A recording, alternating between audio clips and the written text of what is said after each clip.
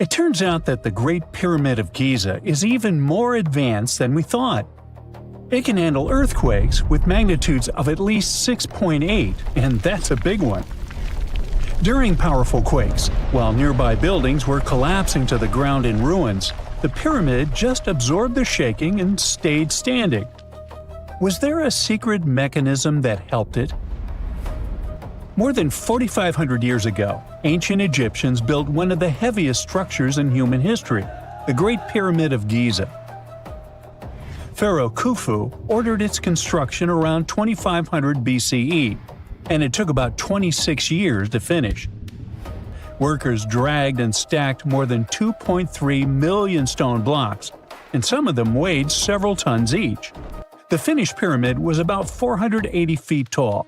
It's just a bit lower than the Ritz Tower in Manhattan, which reaches 541 feet.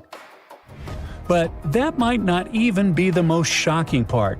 The pyramid was likely built to handle earthquakes. Recently, researchers from Egypt and Japan decided to study how vibrations move through the pyramid. Now, the pyramid is over 4,600 years old, so they didn't want to shake it on purpose and risk damaging it. But they still managed to test about 40 different spots inside and around the giant structure with the help of special equipment called highly sensitive accelerometers. Their tools measured tiny waves moving through stone. Ultimately, it could help them figure out what would happen if the ground started shaking. It turns out that instead of concentrating all the force of vibrations in one place, the pyramid spreads the energy through the structure. In simple words, it behaves like a giant shock absorber. The vibrations weaken while moving through the pyramid, instead of building up and cracking it apart. Egypt has been shaken by earthquakes many times over thousands of years. Some of them were strong enough to wreck entire parts of Cairo. And while some nearby buildings were badly damaged or completely destroyed, the Great Pyramid is still standing. Scientists say that the structure is incredibly balanced. The huge weight is distributed so evenly that the pyramid remains stable even when the ground moves underneath it. The shape helps too. A pyramid pushes weight downward and outward, and this makes it harder for its parts to collapse inward. For example, in 1992, a massive earthquake hit Egypt. It had a magnitude of 5.9, and its epicenter was about 20 miles southwest of Cairo. It damaged or destroyed more than 129,000 buildings. Old tombs near the Valley of the Kings had to be reinforced so they wouldn't collapse. But the Great Pyramid didn't really care, having lost just one stone. One big reason is the pyramid's design. Its base is enormous, more than 755 feet wide. That wide bottom helps spread out force and keeps the structure stable during shaking. The pyramid is also extremely symmetrical. This helps balance pressure from all sides. Plus, underneath, there's solid bedrock that acts like a super strong foundation. Then, there are the blocks themselves. Ancient builders used huge limestone blocks that lock together like giant puzzle pieces. During an earthquake, such a structure can absorb and spread vibrations. It won't crack apart right away. The Great Pyramid wasn't Egypt's first attempt at pyramid building. Earlier rulers had already been experimenting for many generations. For example, more than 100 years before Khufu, Egyptians built the step pyramid at Saqqara. Instead of having smooth sides, it looked like giant stone stairs. Later, Khufu's father started building larger pyramids with smooth outer sides, much closer to the famous pyramids we know today. Cheap shortcuts. One pyramid used part of a natural hill to save materials. But that made the structure less stable because fewer blocks locked together. Another pyramid, called the Black Pyramid, was built mostly from mud bricks. True, it was cheaper, but also much weaker. No wonder it aged horribly. Rain and erosion slowly destroyed the structure. Some of those later pyramids eventually collapsed completely. But let's get back to the Great Pyramid and its earthquake survival skills. Scientists actually went inside it and measured its vibrations. They studied places like the King's Chamber, the Queen's Chamber, underground tunnels, and hidden rooms above the King's burial chamber. They found out that the entire pyramid vibrated almost perfectly evenly from one stone block to another.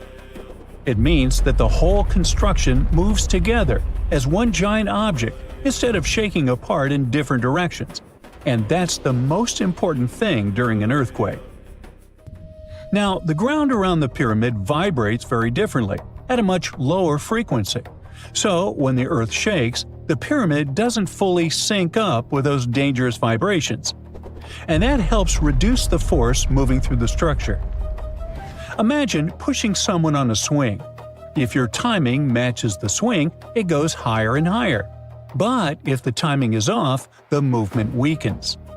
The pyramid seems to work the same way with earthquakes. Scientists also discovered something else inside the structure. Above the King's Chamber, there are several small relieving chambers. And no, they aren't bathrooms. Before, many people thought that they only help support the weight of the ceiling. But now, researchers believe that those chambers may also help weaken earthquake vibrations before they reach the most important inner rooms. In other words, the pyramid must be redirecting and softening shock waves inside itself. Overall, the pyramids are much more amazing than we think. They aren't simply giant tombs built by slaves. Archaeologists found entire workers' villages near the pyramids. The builders had houses, food, medical care, and organized work teams. They were skilled laborers and got paid for their work. They needed those skills and a lot of strength. After all, some of the limestone and granite blocks weighed 80 tons. That's heavier than a fully loaded semi-truck. And they came from quarries miles away. So, how did the workers move them? Well, one theory claims that they used wooden sleds moving on wet sand, or probably there were special lubricated paths. So far, we haven't figured this mystery out yet. The pyramids also look completely different back then. Today, they look kind of rough and dusty, but originally, they were covered in smooth white limestone. It was polished so brightly that the sunlight reflected off the pyramids like mirrors. Inside the Great Pyramid, the temperature stays close to 68 degrees Fahrenheit almost all the time, even when the desert outside gets scorching hot during the day and freezing at night. The massive stone walls work like giant insulation. The Great Pyramid also lines up almost perfectly with north, south, east, and west. That means the ancient Egyptians understood astronomy better than most people think. The pyramid might have even been an observatory, not just a tomb. Now, there's another mystery of the Great Pyramid: hidden chambers. Using thermal cameras and muon radiography, researchers have detected empty spaces inside the pyramid. But we can't reach them yet, so no one knows what's in there. Of course, there are theories: secret rooms, lost knowledge, hidden chambers, or something that could change how we see the pyramid completely. Because the strange part is, even though the pyramids are supposed to be tombs, no one has ever found a mummy inside the Great Pyramid. The whole complex is huge. Giza isn't just 3 pyramids. There are smaller satellite pyramids, temples, worker villages, and long walkways connecting everything. The whole area shows how much planning went into these structures and how important they were to the ancient Egyptians. And the math involved is cool too. The Great Pyramid's base covers about 13 acres, and if you take the perimeter of the pyramid and divide it by the height, you'll get roughly 3.1416, that's pi. The ancient Egyptians managed to do it without modern tools, and scientists still don't understand how. Then, there's the alignment with the stars. Some researchers have proposed that the 3 main pyramids at Giza line up with the 3 stars in Orion's belt. If it's true, that might not be an accident. The ancient Egyptians believed that their pharaoh's souls would rise to the sky through that constellation. You may think we know the Pyramids of Giza. 3 giant pyramids, 1 massive sphinx, and endless desert around them. And then researchers go and find something totally unexpected. Another sphinx buried under the sand. A team of Italian scientists believe this structure could be hidden beneath the Giza Plateau. And they also think the entire area may have a huge underground complex stretching beneath the pyramids themselves. This discovery started with radar scans and satellite images. Researchers studied the layout of the Giza Plateau very carefully. The Great Pyramid, the Pyramid of Khafre, and the Pyramid of Menkaure, and the famous Sphinx. That's when they noticed something strange. The lines connecting the pyramids and the Sphinx seemed to point toward another raised area nearby. That mound is huge, around 108 feet tall. That's the height of a 10-story building. It seems to be made mostly of hardened sand. And it's important, because carving a giant structure into bedrock would be much harder. There's another detail making this theory even more interesting. The famous Dream Stele, a giant stone slab in front of the Great Sphinx, shows not 1 sphinx, but 2. For a long time, people thought that was just symbolic artwork. But what if it shows something real? The idea is that ancient builders created 2 giant guardian statues, but one of them later disappeared under layers of sand. Researchers say that the geometry of the site makes this theory difficult to ignore. The alignment between the pyramids, the visible sphinx, and the hidden mound appears unusually precise. The patterns just line up too well to look random. Even if there's no second sphinx, it could point to hidden chambers, tunnels, or even an underground citadel. Right now, though, this is still a theory. No one has excavated the site yet, and many archaeologists remain skeptical. But the scans, the shapes underground, and the strange alignment patterns make people consider this idea seriously. Besides, the story gets even stranger. Ancient carvings near the Great Sphinx describe a bizarre moment from the life of Prince Thutmose IV. According to the inscriptions, the young prince fell asleep in the shadow of the Sphinx while it was still buried in sand. Then, in a dream, the giant statue supposedly spoke to him and promised him the throne of Egypt. But only if he cleared the sand away and uncovered it. That story was carved into stone thousands of years ago. Could it contain clues we've missed for centuries? To get more data, the team scanned the ground beneath the Great Sphinx, the nearby pyramids, and the area that connects the Sphinx to the Pyramid of Khafre, the second largest pyramid at Giza. And according to the scans, strange structures may exist deep underground. Vertical shafts, long horizontal tunnels, and branching passageways. Researchers think that some of these formations connect into a massive underground network stretching below the pyramids and the Sphinx.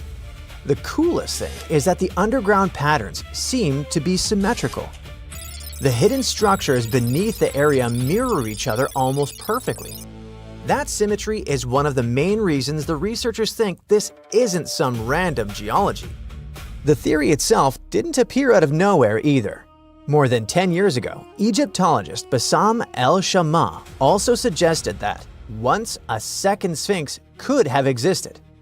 He based this idea on ancient Egyptian records and myths describing lightning striking the Sphinx. He thought that those stories could actually refer to a real monument that no longer existed. It could vanish because of time, weather, or even ancient beliefs. Most Egyptologists don't accept this idea, and only a small group of people support it. After all, no excavations have confirmed the existence of a hidden Sphinx or underground city. But the radar scans, the underground patterns and ancient carvings, and the strange symmetry beneath Giza might mean that we still have no idea what's really buried under the pyramids. At this point, researchers are still waiting for permission from Egyptian authorities to study the mysterious mound more closely. At least we know much more about the Great Sphinx of Giza, one of the oldest and most mysterious monuments on Earth. The statue is gigantic. From its front paws to its tail, it's about 240 feet long, almost the length of a football field. It rises around 66 feet, about as tall as a 6-story building, and at its widest point, the body reaches over 60 feet across. To construct it, ancient builders didn't move giant blocks into place like they did with the pyramids. They actually cut the Sphinx straight out of the rock beneath the desert's surface. Over the centuries, wind, sand, and humidity slowly damaged the monument. Large parts of the Sphinx had to be repaired again and again. Workers added layers of limestone blocks around the base to stop the structure from crumbling.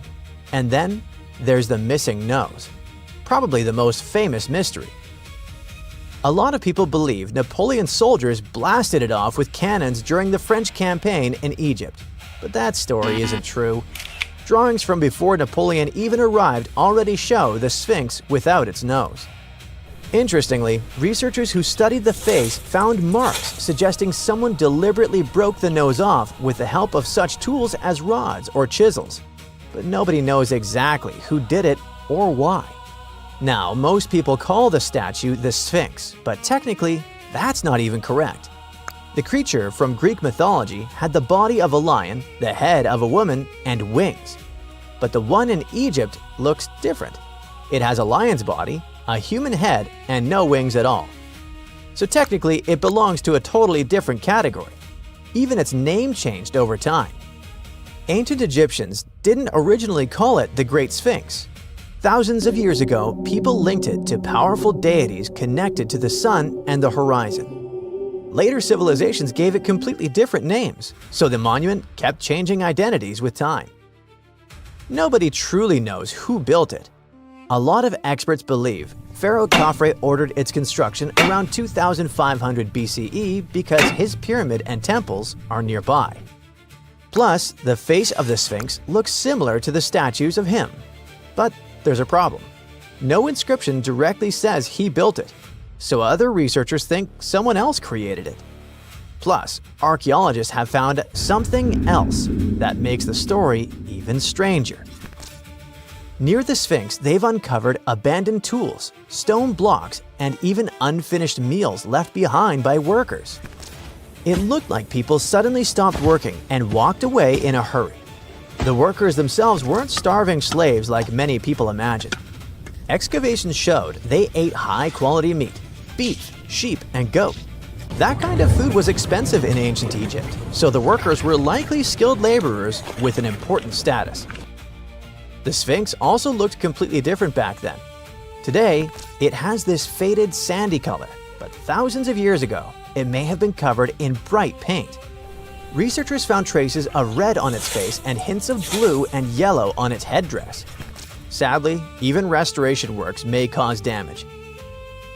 During repairs in the early 20th century, parts of the Sphinx's headdress broke off. Later restoration attempts used materials that actually harmed the soft limestone underneath. At one point, a huge chunk crashed off the statue's shoulder. The Sphinx also once had a beard. And today, pieces of that beard are kept in museums in London and Cairo. But even here, researchers argue. Some experts believe the beard belonged to the original statue. Others think people added it centuries later during restoration projects.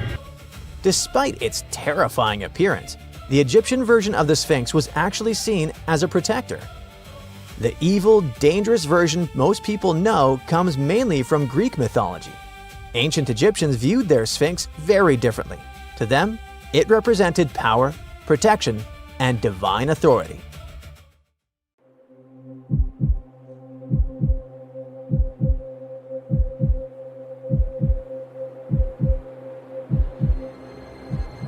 Leave it to people wandering on Google Earth to stumble upon the world's newest and weirdest places ever. Like this mysterious pyramid discovered in Antarctica. Soon enough, the internet blew up with all sorts of theories regarding this unusual shape. Could it be a sign from a different life form? Is this pyramid indeed natural, or is it man-made? For starters, it's not the first time we've discovered a pyramid in the Antarctic. The first one was observed by the British Antarctic expedition in the 1910s and kept secret for a long time. Its discovery being kept hidden only added to the mystery. A second such structure was discovered in 2016, which further increased the interest in the matter. The mystery was soon enough deciphered by scientists. These formations are just mountains. They're located near the Ellsworth Mountains, a range over 250 miles long, so they're just mountain peaks that have broken through the ice sheet.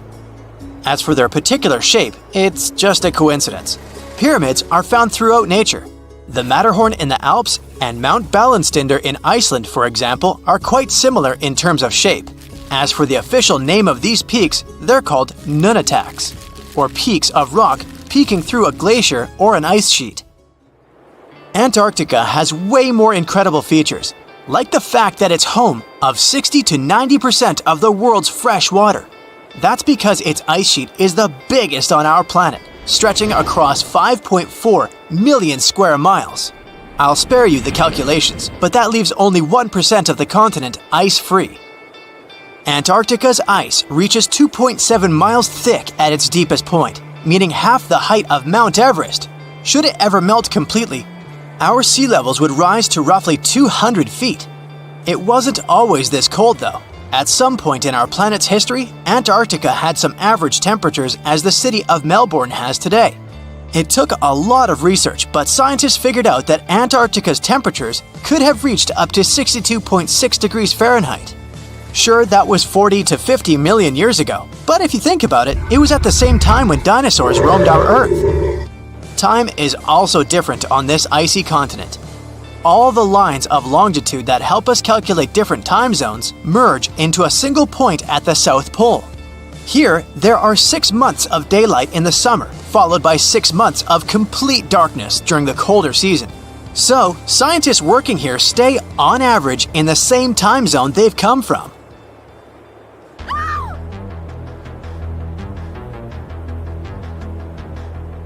The Bloodfalls aren't a chapter of a thriller movie. They are merely a series of waterfalls located in one of the driest regions of Antarctica. They emerge from an underground lake filled with a special type of bacteria. These little organisms use sulfates as fuel instead of sugars, which makes them very intriguing for scientists.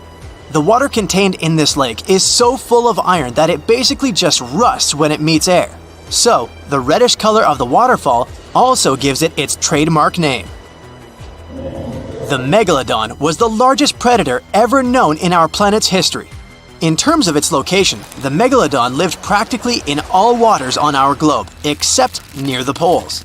The reason why there are no megalodon teeth found in Antarctica is probably because the gigantic creature was adapted to only warm tropical and subtropical waters. If you plan to visit Antarctica by boat someday, just know you might not get there on a non-metallic boat. The hull of your transportation device must be made of either steel or aluminum to withstand the harsh weather conditions here. Antarctica isn't home to a lot of bugs. In fact, there is only one true species of insect that calls this place home. It's a wingless midge called Belgica antarctica.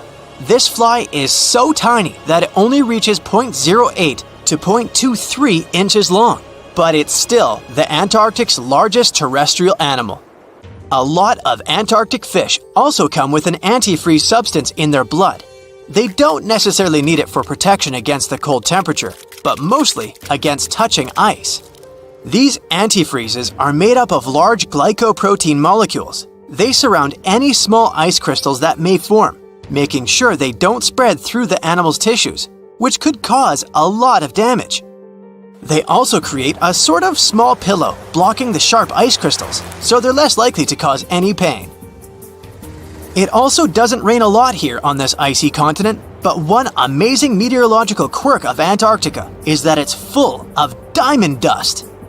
This dust is basically small ice crystals that pop out of humid air close to the Earth's surface. Think of it like an icy fog. As they flow through the air and get touched by sunlight, they begin to sparkle, making visitors here feel like they're surrounded by diamonds. It's probably the last place you'd want to go into labor, but in 1978, the first person was born here ever. Emil Marco Palma was its name, and ever since, 10 other people have been born here in Antarctica. There's a lake on this icy continent that is so full of salt, it makes it impossible for it to freeze over, even if temperatures can go as low as 5 degrees Fahrenheit. That's because pure water freezes at 32 degrees Fahrenheit. Water that has salt in it, or any other substance for that matter, will freeze, but at a way lower temperature. That lower temperature is adjustable depending on the substance itself and the amount that has been placed into the water. Antarctica was the last official continent to be discovered. It remained completely unseen until the 1820s.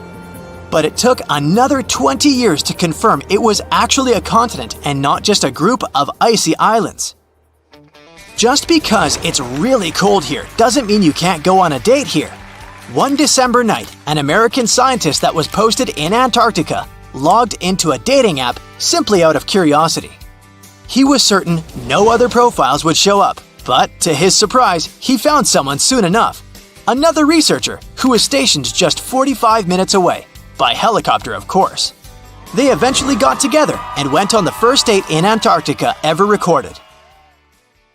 Apart from ice, this continent has something else way more abundantly than any other piece of land on Earth: meteorites. If we look at the research done by scientists, meteorites have equal chances of reaching any place on our planet.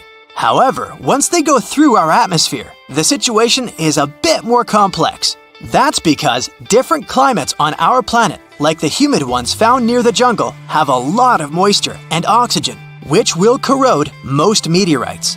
The climate in Antarctica is really dry, so the possibility of meteorites corroding is little to none. More so, it's way easier to spot these rocks on the icy white surface of this area than in any other place on Earth. If you're not scared of the cold, you'll surely freak out when you hear about the winds here. That's because Antarctica is for the most part the windiest place on Earth. Wind speeds have been reported here to reach even 200 miles per hour. Everyone loves a good landmark. The Roman Colosseum, the ancient city of Machu Picchu, the Giza Pyramids.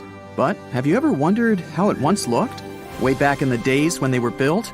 Or even in the time they were covered in ivy and forgotten by humanity? Buckle up, because we're heading on a time travel adventure to the world's greatest archaeological sites. Our voyage begins in South America, deep inside the Peruvian mountains. Behold, the city of Machu Picchu. Machu Picchu is a monument to the ingenuity and power of the Inca civilization. During its prime, the Inca civilization stretched 2,500 miles along South America's coastline from modern-day Ecuador all the way down to Chile. And Machu Picchu was located at the heart and center of it. The historic site was constructed at around 7,000 feet above sea level, more or less around 1450 BCE. The gated city consisted of around 150 buildings made of stone. The Incas managed to build temples, houses, and even a complex aqueduct system to irrigate the entire town. And yes, they did all that without the help of wheels or any instrument made of iron. The housing model is somewhat similar to stone houses we see nowadays, with the difference that the Incas didn't use any cement to stick together the blocks of stone. Yet, they fit seamlessly on top of each other. Not only that, the Incas must have developed a rudimentary yet effective anti-earthquake technology, since in the event of a quake, the rocks would shake without falling out of place. If Machu Picchu had been built today, it would have cost over $70 million to finish the entire thing. The purpose of the site is still a mystery to many historians. Theories suggest that it could have been built as a ceremonial site, a safety base for the Inca people, or even a retreat for royalty. What we know for a fact is that in the 16th century, 100 years after Machu Picchu was built, its population abandoned it, with tree roots taking over the majority of the site and keeping it hidden from humankind for over 4 centuries. It wasn't until the 20th century that the world was reintroduced to Machu Picchu when a Peruvian farmer led Yale University professor Hiram Bingham III to visit the site. Since then, Bingham and many other explorers dedicated their lives and research to studying the archaeological wonder of Machu Picchu. Now, for the next stop on our time-traveling vehicle, the city of Pompeii in Italy. Pompeii has crowded our collective imagination for many years. The eruption of the Mount Vesuvius volcano in 79 AD and the destruction of an entire city is hopefully not something that will happen again. But I bet you're wondering, what did Pompeii look like on its last day? It took 18 hours for Pompeii's streets, markets, houses, and forums to be buried under millions of tons of volcanic ash. Thanks to some clever scientists, we discovered that the lava and ashes that covered Pompeii on its very last day actually helped to freeze the city in time. Different from ice, the cloud of ashes did not preserve the city intact, but as the items disintegrated over 2,000 years, they left voids under the earth. Archaeologists found that if they filled these voids with plaster, the shape of the buried city would soon reveal itself. And that's exactly what happened. Of course, it was nothing like the bustling city of 12,000 people that had existed for many years before the fateful eruption. Pompeii was a vibrant and rich municipality. The site's ruins revealed that many areas of Pompeii boasted impressive houses, some with balconies, which was a sign of great wealth at the time. And believe it or not, even some artwork survived the eruption. Archaeologists found well-preserved frescoes and murals of mythological creatures, all indicating that members of the high society lived there. Ruins show the city even had thermal baths and showers made with luxurious materials. Oh, and apparently, the people of Pompeii had amazing teeth. Yes, archaeologists could see even that tiny level of detail from the plaster molds they recovered from underground. Still in the Italian territory, we find one of the world's biggest tourist attractions, the Roman Colosseum. It was built as an amphitheater during the reign of Emperor Vespasian, around 70 AD. It wasn't until 80 AD that Vespasian's son, Emperor Titus, inaugurated the Colosseum. The monument was something to behold, with 157-foot-tall walls, over 80 entrances, and the capacity to host 87,000 people. All social classes and groups were welcome at the Colosseum, and this partly explains why it flourished for so many centuries. During the decline of the Roman Empire, around the 6th century AD, the Colosseum started being neglected and abandoned. The monument was looted, and some of its columns and stones were used to build infrastructure elsewhere. Only 1/3 of the original Colosseum still remains, and if it's big now, imagine what it once was. Greece was home to one of the world's largest empires. At the height of this empire, literally and historically speaking, more or less 2,400 years ago, the Greeks built a citadel known as the Acropolis. The Acropolis, which is composed of historical buildings, is considered to be one of the biggest landmarks of Western civilization to date. Tourists that visit the capital city of Athens today may be faced with yellowish and broken pillars of the Parthenon, standing way up high in one of the city's hills. But way back when it was built, between 447 and 432 BCE, the imposing and majestic Parthenon was purely white, as the entire monument was built with gleaming white marble. The statues inside were made of gold. The Parthenon is a 23,000 square foot temple held up by 69 marble columns. The largest blocks of marble are massive, weighing around 10 tons each. And the most surprising fact is that the marble didn't come from Athens, but from a nearby site that stood 10 miles from the Acropolis, known as Mount Pentelicon.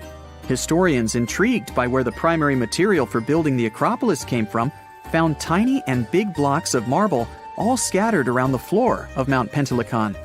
There was also a paved road that the Greeks had built to carry the rocks around. But perhaps the most impacting monument of all times is located at the heart of the Middle East, outside the Egyptian city of Cairo. The pyramids are considered one of the 7 wonders of the ancient world. The Giza Pyramid Complex was built as a tomb for the pharaoh Khufu around 4,500 years ago. Between 20 to 30,000 people took part in the construction process. It's composed of 3 pyramids. The massive monument is made out of approximately 8,000 tons of granite and over 550,000 tons of mortar, which gives it the appearance it has today. Would you believe me if I told you that the pyramids didn't always look like this? Far from it. They were shiny white with a golden triangular tip at the top.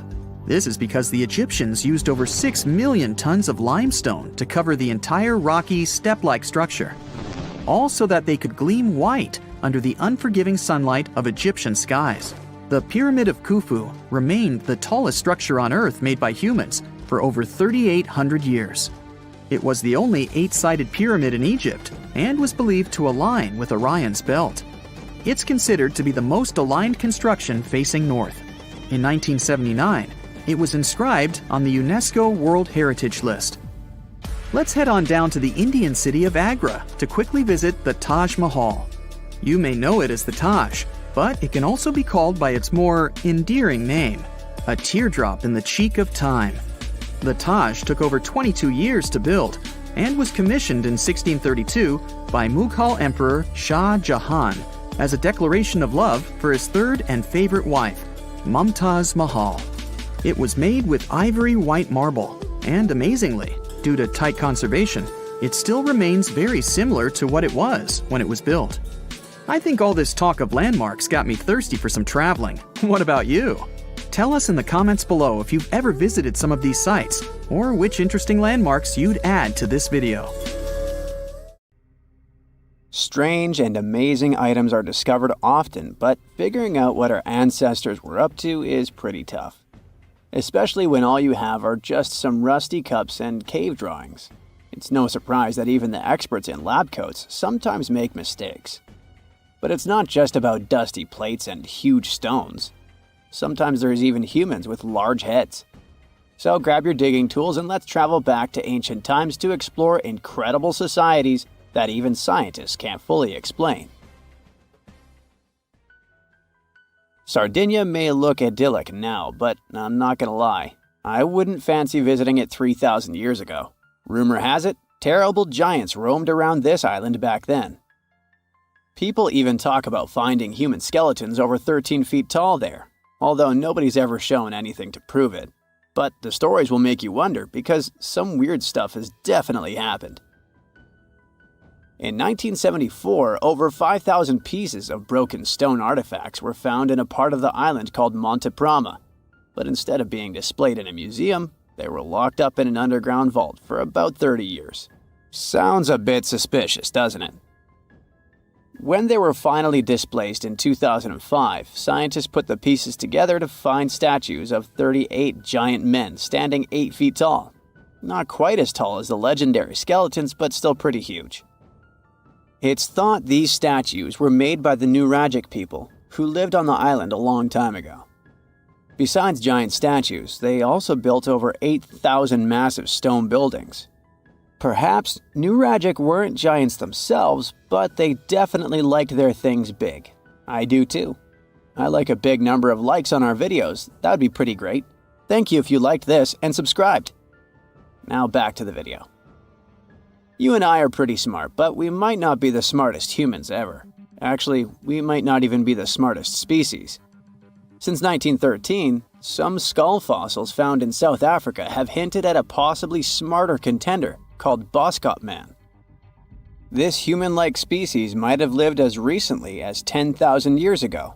Their skull suggests they had really big heads, which means their brains could have been 30% bigger than ours. Wow! Their average IQ could have been around 149, making them among the smartest 0.05% of people today. But if a Boskop Brainiac was so much smarter, why are they not around and we are? Well, bigger isn't always better, you know. Our brains are a lot bigger than our ape relatives, mainly in the prefrontal cortex. This part helps with high-level tasks like making decisions, remembering things short-term, and being aware of ourselves. The parts of the brain that handle our senses and movements haven't really grown much. So, maybe the Boskops spent too much time dwelling on the past rather than doing practical things like hunting. But this is all just guessing. We really don't know what happened to these clever cousins of ours. Some people even argue that Boskops weren't any different from us, with the only evidence being parts of skulls. The jungle is huge. Did you know the Amazon rainforest is home to about 30% of all the world's plant and animal species? That's impressive. However, the history of one native species, humans, has long puzzled scientists. The mysterious Kasarabe people lived here for hundreds of years and then vanished around 1400 AD. People thought the Amazon only had a few scattered tribes, but recently we discovered big, unusual shapes in the ground called geoglyphs. These might look like simple shallow ditches, but they're actually the remains of a vast civilization that spread over 5,000 square miles and includes about 450 markings, some as wide as 1,300 feet. That's insane! They likely contained ceremonial buildings and could have hosted up to 1 million people as recently as 550 years ago. Thanks to new technology like LiDAR, which uses a safe laser to map the forest without harming it, we can explore deeper. In 2019, some scans showed miles of raised roads and pathways and even pyramids over 70 feet tall. They found 26 separate settlements, 2 of which were at least 250 acres each. Damn, that's like 330 soccer fields. It's not certain what happened to the Kasarabe people. Maybe European conquistadors drove them out. Maybe the most baffling ancient civilization is one we've never actually found a trace of. Yep, I'm talking about Atlantis, the grand city that supposedly sank into the ocean. The first mentions of Atlantis come from the ancient Greek philosopher Plato, who talked about a great city near the Strait of Gibraltar. But for ages, everyone just thought Plato made up Atlantis as a perfect version of his own Athens. So why, about 12,000 years after it supposedly vanished, do we still wonder if it might be real? Well, in the 19th century, U.S. Congressman Ignatius Donnelly wrote a book giving 13 reasons why he thought Atlantis was more than just a myth. Then, in 1965, some folks thought they actually found Atlantis when they discovered the Richat structure, a massive 25-mile-wide dome in Mauritania, Africa. It's so big that you can see the whole thing from space. 2 astronauts flying over the Sahara Desert spotted this giant eye staring back at them and thought they'd made the discovery of a lifetime. Unfortunately, there's no solid evidence linking this structure to Atlantis. It's believed to have formed from volcanic activity about 100 million years ago. But it does look suspicious, doesn't it? Still, we're no closer to knowing the truth. Imagine going back to about 3,300 BCE and finding yourself in South Asia. Welcome to the Harappan civilization. These people were way ahead of their time. They had cities like Harappa and Mohenjo-Daro, complete with baked brick houses, sophisticated drainage systems, and even public baths. This place might have had over 5 million people, making it one of the densest regions at the time. They also invented a system of standardized weights that was incredibly useful for traders. And trading they did. These people had connections stretching all the way to the Middle East, thanks to their great skills in metallurgy. They even had a form of ancient branding. The seals were used to stamp clay on trade goods. Despite being so advanced with a thriving urban life, there's a whole bunch of mystery shrouding their language and script. We've got bits and pieces of their writing, but no one's deciphered them yet, even with all the technology we have today. We also still don't know how exactly their society worked. It looks like they didn't flaunt their social status as much as other civilizations. No grand palaces or massive monuments. Instead, their largest buildings might have been granaries. They sure were practical. Unfortunately, all good things must come to an end. Around 1800 BCE, this bustling civilization started to decline, possibly due to shifts in river patterns. As the environment changed, the Harappans packed up, moving towards more hospitable lands. Ever heard of the Minotaur? The beast with a bull's head and a man's body, hunting the bravest travelers in a massive maze. Well, this wasn't just any old tale. It was one of the most popular dramas of the ancient world. And it was inspired by this place, the island of Crete. The Minoans lived here during the Bronze Age. They had stunning palaces, amazing frescoes, and a culture so rich it still fascinates historians to this day. They built places like Knossos, which was so complex with its multi-story buildings and elaborate hallways that it might have inspired the whole labyrinth myth. Their engineering was so ahead of its time that even their drainage systems were more advanced than what many of us have today. Let me know in the comments which of these stories you find the most fascinating, and thanks for watching. The ancient Indian texts mention beautifully decorated chariots or entire palaces called vimanas that could take off and, in a matter of seconds, fly away as far as space. Some people believe these vimanas only existed in Indian mythology, but it's also possible that they were based on a real technology that had been lost over the centuries. According to the Vedas, ancient Indian religious texts, there was the elephant vimana with several engines and many other types named after animals and birds. There was one for local travel, one for visiting different countries, and one for traveling to the moon and various planets. They could develop a great speed. One vimana had the superpower of invisibility. Another one was shaped like a sphere and was built on the winds produced by Mercury. This vimana was said to generate an enormous ray like the sun and make noise like the storm's thunder. All the vimanas were unbreakable and perfect for attacks on foes. Now, to operate a vimana, you'd need to know a lot of stuff, pretty much like today's airplane pilots. 32 secrets in total. They'd cover the aircraft structure and the secrets of taking off and maneuvering without crashing. That's a good thing.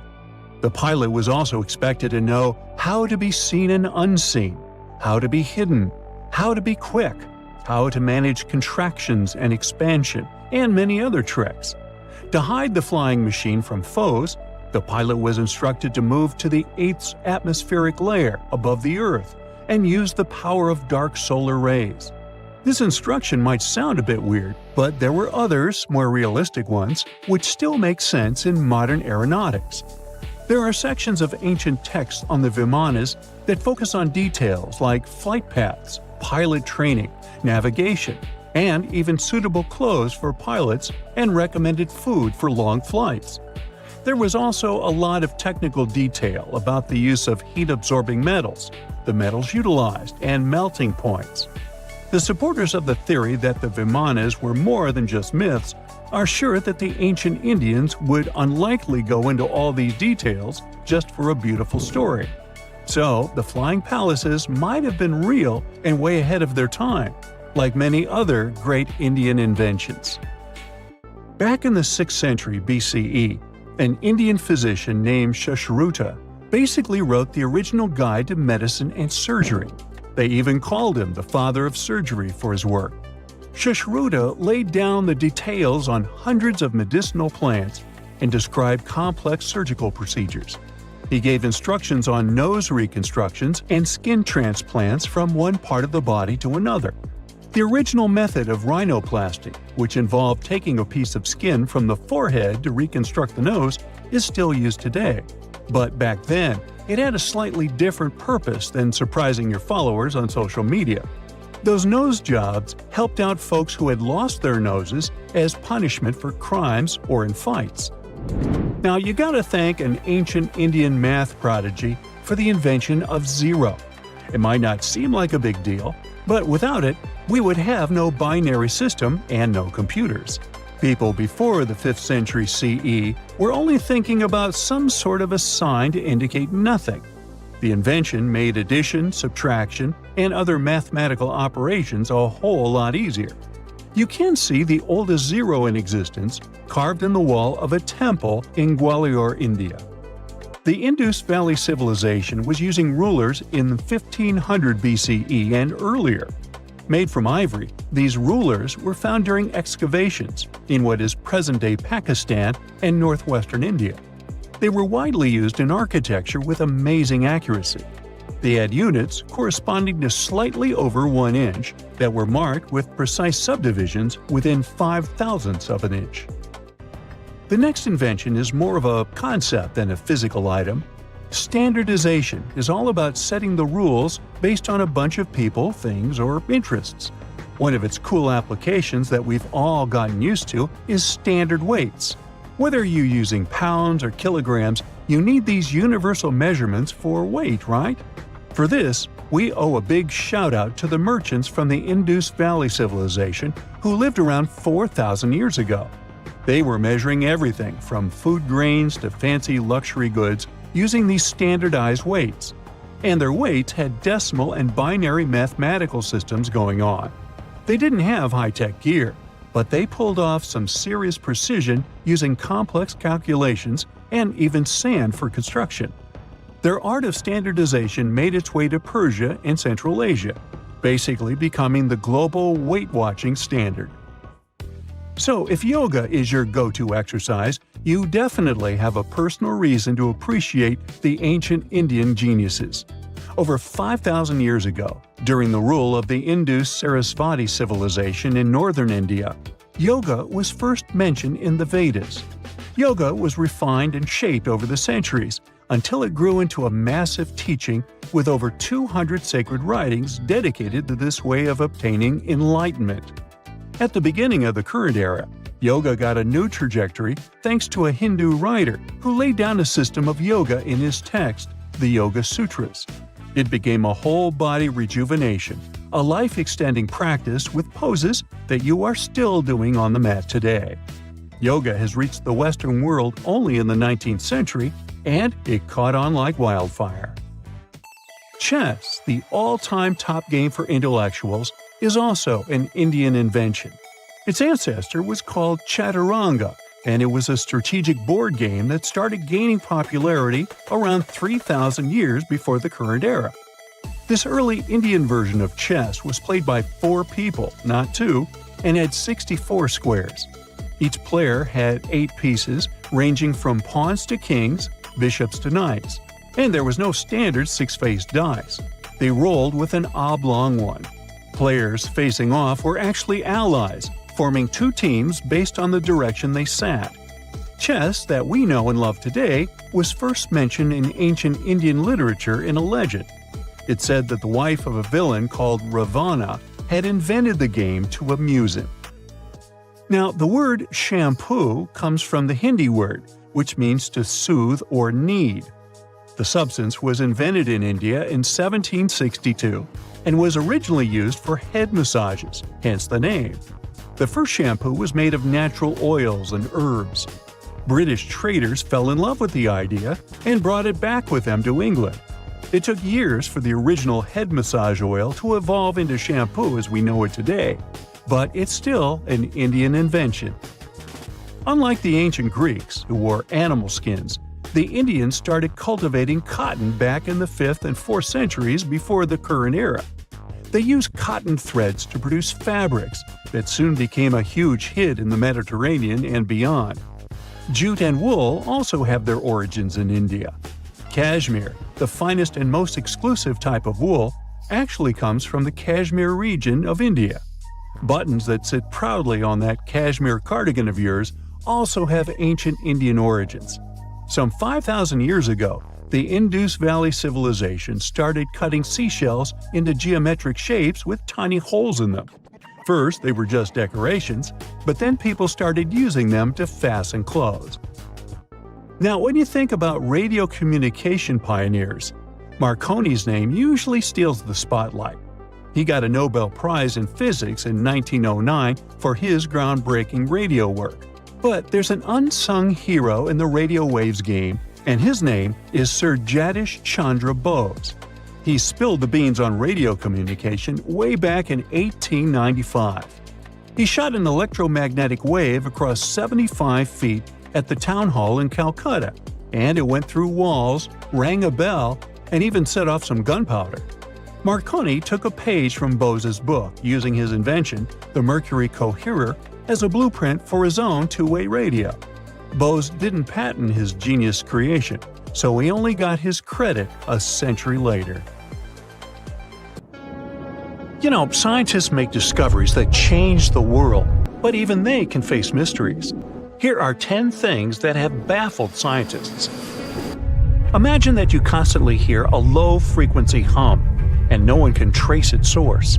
Roughly 4% of the world's population hears the hum. It's a geography-free sound. I mean, people all around the world hear it, so the name varies from Tao's hum to Auckland hum, depending on the region where it gets generated. The sound is just on the threshold of human hearing. People hear it less when they're outside, and it gets louder indoors, especially at night. What's even scarier is that you cannot unhear it once you've heard it. Some folks say it started in London around the time of Charles Dickens, who wrote A Christmas Carol, and the low-frequency sound actually comes from the humbug. Or not. Actually, the earliest cases were recorded in Bristol, UK, dating back to the mid-1970s. Scientists have various theories about where the hum comes from and why only some people can hear it, yet they don't have a clear answer. It could occur when ocean waves move along the ocean floor. They shake the Earth when they collide with continental shelves. Or this might be happening because of volcanic eruptions and earthquakes. Oh, and how about ultra-low frequency radio signals used to communicate with submarines or even 5G? Upsweep is another type of unidentified sound. It was discovered in 1991 in the Pacific Ocean. The sound is high enough to be recorded throughout the ocean. Scientists theorize that the sound could be related to underwater volcanic activity. Interestingly, the volume of the sound has been diminishing compared to its volume when it was first discovered, yet it still can be detected. Plus, it's seasonal. It reaches its highest volume in spring and fall. Is it related to seasonal changes? No one really knows for sure. The next mysterious thing is a cone-shaped monument found in the Sea of Galilee in Israel. This monument was discovered accidentally by sonar scanning in 2003, but the findings were published only in 2013. The monument weighs 60,000 tons. It was once submerged by rising waters. Archaeologists say the monument is enigmatic because they can't figure out where it's from. They don't know what it's connected to or its function. So this big and unusual thing remains a mystery. Now let's move to Göbekli Tepe, Turkey. This place offers you one of the most archaeologically significant sites in the world. Why is it important? Well, it has massive carved stones about 11,000 years old. To put it in perspective, they're 6,000 years older than Stonehenge. Ancient people placed these stones before they began farming or crafting metal tools or pottery. So the existence of this place goes against the chronology of civilization we're familiar with, where people farmed first and built second. Apparently, it wasn't like that. In any case, a good question is, what was the purpose of this site? Was it built to worship some spirits? Yep, archaeologists believe it might be the world's oldest temple. Okay, say this with me. Paleodictyon notusum. Yeah, I know it sounds like a chemical formula. This is a living fossil found deep down on the ocean floor. A creature makes these hexagonal burrows, that for sure. Yet scientists can't identify the artists. Now, what do I mean by living fossil? Well, Paleodictyon notusum is a creature believed to produce a burrow nearly identical to Paleodictyon fossils. Is it a worm-like animal that made them? Scientists don't know. One thing is clear, this isn't some random stuff created by geological forces. Now, speaking of fossils, take a look at this giant one. Its informal name is Godzillius. It was discovered in 2011 by an amateur paleontologist. This is a scientist who studies the history of life on Earth by analyzing fossil records. Anyway, back to Godzillius. It's almost 7 feet in length and 9 feet tall if you were to measure it upright. This fossil is 450 million years old, coming from the time when Cincinnati was underwater. It might be a fossilized algae mat, but some scientists have different opinions. This is a massive tunnel found in South America. The tunnel is at least 8,000 to 10,000 years old. At first, researchers discovered a couple of colossal burrows. They were enormous and neatly constructed. Geologists were amazed, saying they had never seen such structures before. There's no known geologic process to explain their formation. I mean, researchers have known about the burrows since the 1930s, but back then they believed that these tunnels were just some sort of archaeological construction, until they discovered huge claw marks on the walls and ceiling. They reasoned that some extinct species could be the ones to have left these marks. Many geologists strongly believe they've found the burrows of giant ground sloths and armadillos. The structure is the largest known burrow from the Paleolithic age in the Amazon. Yet experts have many questions. How come such a deliberate-looking structure could form naturally? A researcher then discovered another strange cave. This one was hundreds of miles away from the massive tunnel. Fast forward, there are now more than 1,500 burrows from the Paleolithic age found in Brazil. What's even more interesting is that some of these caves are connected to tunnels that sometimes lead to chambers. I'll continue with a natural phenomenon. What if I told you that every year, especially in October, fireballs appear on the Mekong River in Thailand? According to legends, Naga fireballs are a call for Buddha to return to Earth, and river serpents are the ones making these calls. Well, that's a myth, but what does science say about it? Is it related to a flammable gas? There are no clear answers yet. These fireballs appear to rise from the water. They can go as high as almost 990 feet. They're like fireworks, disappearing rapidly. They typically glow with a reddish or orange color. I'll mention some legends too, because why not? They're thrilling. And it would be a shame not to include the one about the lost city of Atlantis. As you may know, the legend says that Atlantis submerged into the ocean around 11,000 years ago. Since then, not just scientists, but also treasure hunters and philosophers have been searching for the lost world.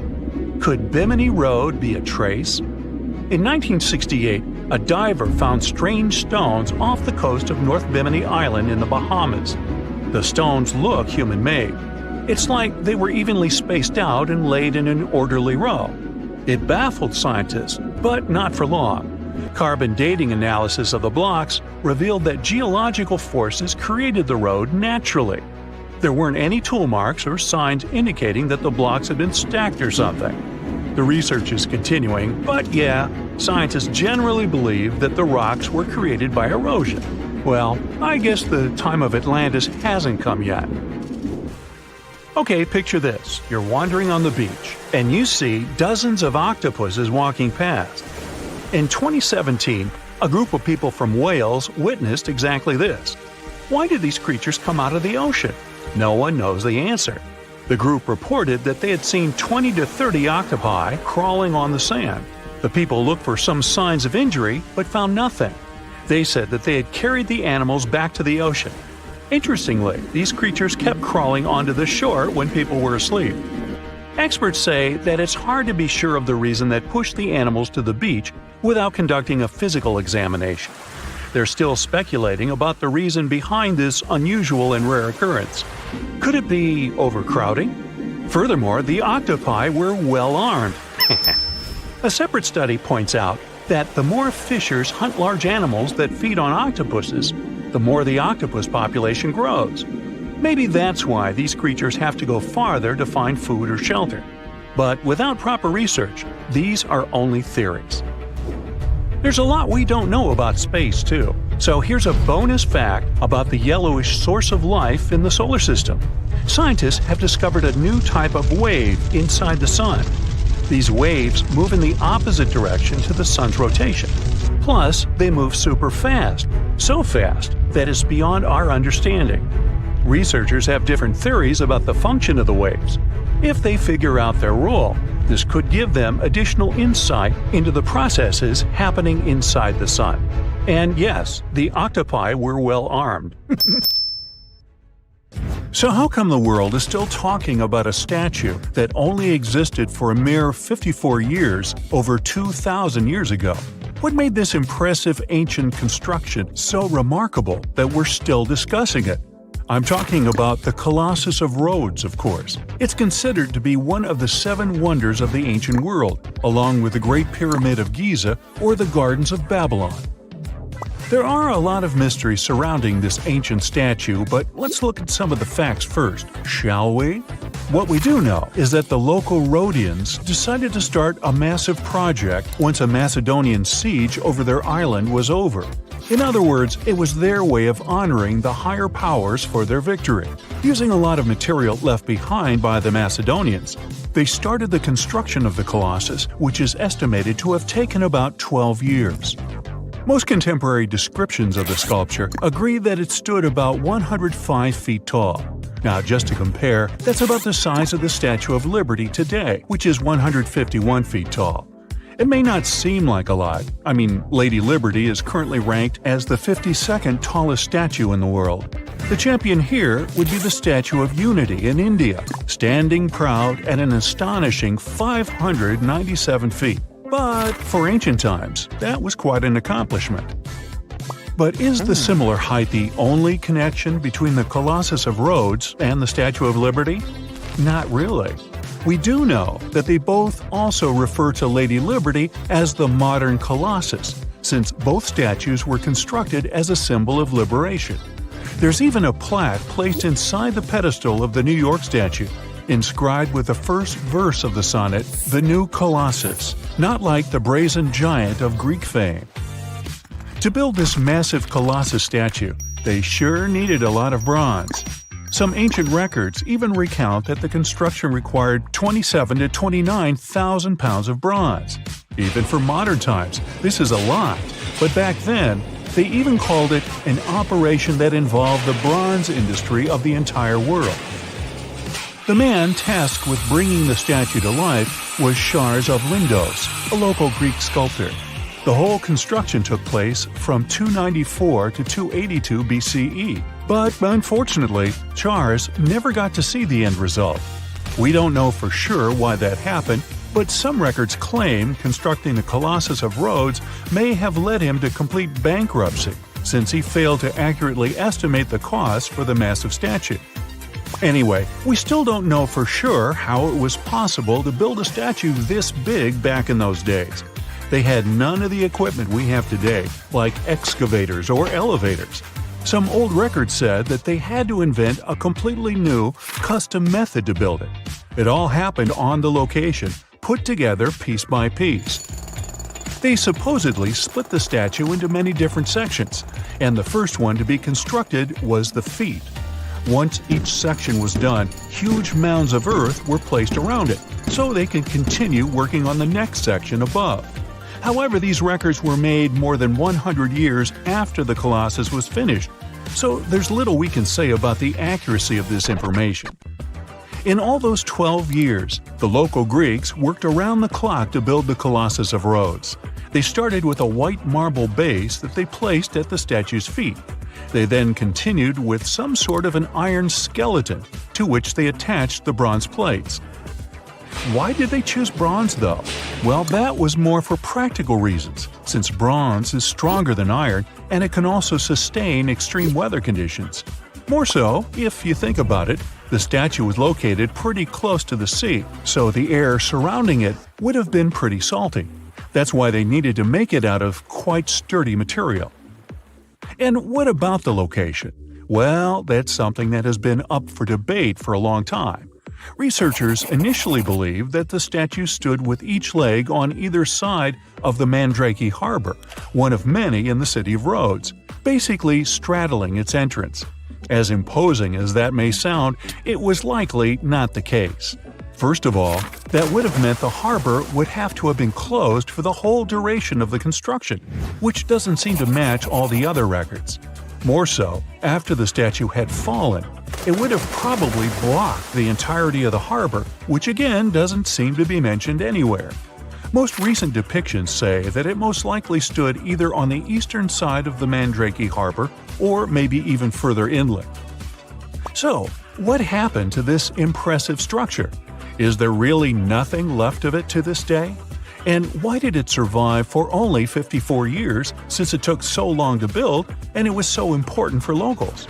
Well, as admired and valued as it was to the Greeks, an earthquake took the Colossus of Rhodes away from them. The story goes that because of the movement of the earth beneath it, the statue snapped at its knees and was completely laid on the ground. Nonetheless, the statue still continued to be admired for centuries. The Rhodians refused to rebuild it as they considered it a sign and did not dare intervene with destiny. By the middle of the 7th century, they had taken away what was left of the statue completely. Legend says it took about 900 camels to carry all the bronze away from the location. And what about the looks of the statue? This is also one aspect that is still shrouded in mystery. Even though it was a symbol of the locals' pride in maintaining their independence, They did not use the depiction of the statue for any of the coins they made, even though that was kind of customary. Other art historians do think, however, that the Colossus was similar to other depictions of the same mythological creature, a male figure that had rays of light rising from its head. The position of its hands is also still up for debate. Some say it might have even been holding a torch. We don't know if his hands were pointed straight down or whether the right arm was raised, like in similar representations in Greek mythology. The original might not be here for us to admire anymore, but there are some plans out there to rebuild it. A group of European architects intends to build a 21st century version of the ancient statue. This new construction is planned to stretch 500 feet tall. It should serve as a cultural center combined with a lighthouse. To make sure it won't have the same destiny as its ancient ancestor, these designers intend to use a lot of technology available today. Firstly, they plan to cover the whole exterior of the modern Colossus with solar panels so that the enormous building has enough electricity. They also intend to use modern resources to make sure earthquakes and wind forces won't affect the massive structure yet again.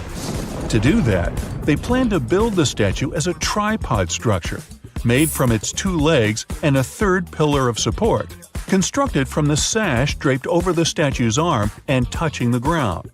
They also plan to place heavy steel support around the base for counterbalance. They even thought of a suspension system that would permit the statue to rock back and forth, making it a bit more flexible and able to resist all the various weather conditions. The manufacturer's suggested retail price on this project is quite high though, estimated at around $283 million. Supporters of the modern Colossus are optimistic as they are certain they can raise that impressive amount of cash through crowdfunding and private investments. In July 1990, 4 Czech guys decided to go on an adventure to find the Mongolian death worm, the creature that might have inspired the monster you've seen in the movie Doom. They say it lives somewhere deep in the Gobi Desert, so they flew to Mongolia, hopped into an ATV, and hired some local guides to help them. All that to meet a creature that is up to 6 feet long, can spit acid that could melt anything, and is capable of shooting electricity at those it doesn't like. Legend says that these friendly guys spend most of their days hiding underneath the sandy dunes, but they like to come out during the wetter months of June and July. So the timing for a spotting was simply perfect. But the crew needed to figure out how to lure the creature. Sadly for them, no one knew what the giant worm liked to eat. So they built a thumper, which is a machine that made rhythmic pounding noises. They were hoping it would call the worm out of the ground. For 2 months, they searched the vast desert, crossing dunes and rocky plains, looking for any sign of the creature. But alas, it didn't really work out. Ivan McCurley, who was the leader of the 1990 expedition, came back to Gobi Desert again. He once tried to attract the megaworm with blasts, and the second time he used a small airplane to scout the dunes. Over the years, groups from America, Britain, and New Zealand organized big expeditions to the Gobi Desert to try and find the creature. Many others came from all around the world on their own and found nothing. The people in the West first found out about the megaworm of the Gobi Desert thanks to an American paleontologist, Roy Chapman Andrews. This brave man was probably the inspiration for Indiana Jones. In 1926, he wrote about the creature in his book. At a meeting with Mongolian leaders, Andrews heard detailed descriptions of the creature, even though none of them had ever seen it themselves. One of them described it as looking like a sausage, about 2 feet long, with no head or legs.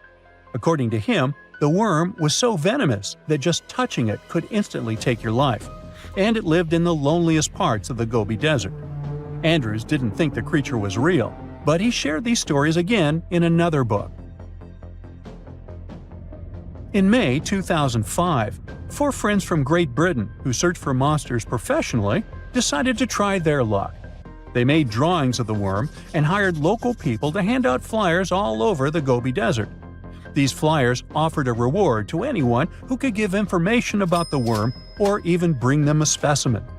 They thought loud sounds that other explorers tried would scare the beast away. Some told them it likes damp conditions, so they came up with a plan to block streams of water to create wet areas that would lure the worm out. Their plan didn't work because it was too hard to build dams in the desert. They ended up using small traps, but didn't find any actual proof that the worm existed. But they did meet locals who shared interesting stories about strange creatures they had seen over 70 years. Over the years, stories of the monster spread around the world. In some of them, it's only 1 foot long. In others, it's as large as a human. It's white-gray or scaly and brown, or maybe fleshy and bright red. Someone said it resembled a snake, or maybe a caterpillar, or maybe it has wings and can fly. And some believe it could be a supernatural evil being without a body. Maybe the stories are so different, and the search operations are so fruitless, because the creature doesn't even exist. Or it could be one of many cryptids. Those creatures like Bigfoot, Yeti, the Loch Ness Monster, their existence has yet to be proven. In 1983, one scientist who was visiting the region heard that an old man had managed to catch the mysterious worm. He also learned there was a nest nearby. The scientist bravely approached the hole in the sand and put his hand inside. A giant creature dragged him in, and he was never seen again. Just kidding. He actually found a Tartar sand boa inside. It's a chunky, burrowing, non-venomous snake that has small eyes and gray-brown scales. He showed it to the locals to verify if it was the monster, and supposedly all of them said yes. Most Mongolians who know about the worm still believe it's real. Now, even though people call our supposed monster a worm, it's just what it sounds like in the English translation. Many Mongol cultures have used this word for centuries to refer to any animals they thought to be really dangerous, especially snakes, even non-venomous ones. So, it doesn't have to be a literal worm after all. Worms are soft and squishy, but a creature living in the harsh Gobi Desert would need to be tougher, more like a snake or a type of lizard without legs. Neither of these creatures can shoot electricity or spit acid like they say the death worm does. But some snakes, like cobras, can spit venom that's dangerous for people. If it were real, the creature would have a backbone, and explorers searching for it would likely find some bones or evidence left behind. And there are actually fossil remains all over the Gobi Desert. Scientists found representatives of over 80 dino groups here over the last almost 100 years. It all started with the world's first dinosaur egg nests. This discovery changed all the scientists knew about dinos. It was the first proof they laid eggs. In the following 2 years, the same expedition team unearthed over 100 dinosaurs and took them to the American Museum of Natural History, where you can still see them today. Some of them were swimming around in the Cretaceous Sea that used to be here about 71 million years ago. They resembled modern birds. The mystery of the megaworm is still unsolved, but there used to be another mystery scientists finally managed to explain. Back in the 13th century, a famous traveler, Marco Polo, not the guy from the swimming pool game, crossed the Gobi Desert. He thought he could hear mysterious noises, like the sounds of musical instruments such as drums. He wrote about it in his book and believed he might be hearing the voices of restless spirits. Scientists call these noises singing sands or booming sands. Unlike the squeaky sound you might hear when walking on a sandy beach, these desert sounds are much louder, like a musical instrument playing deep, haunting notes. Over the years, people came up with all kinds of ideas about what caused the sounds, like underground water or winds making the sand vibrate. Not all dunes can do this, and scientists wanted to figure out why. Sometimes the winds might cause a small avalanche on the side of a dune, and then you can hear the magical sound start. But this is rare.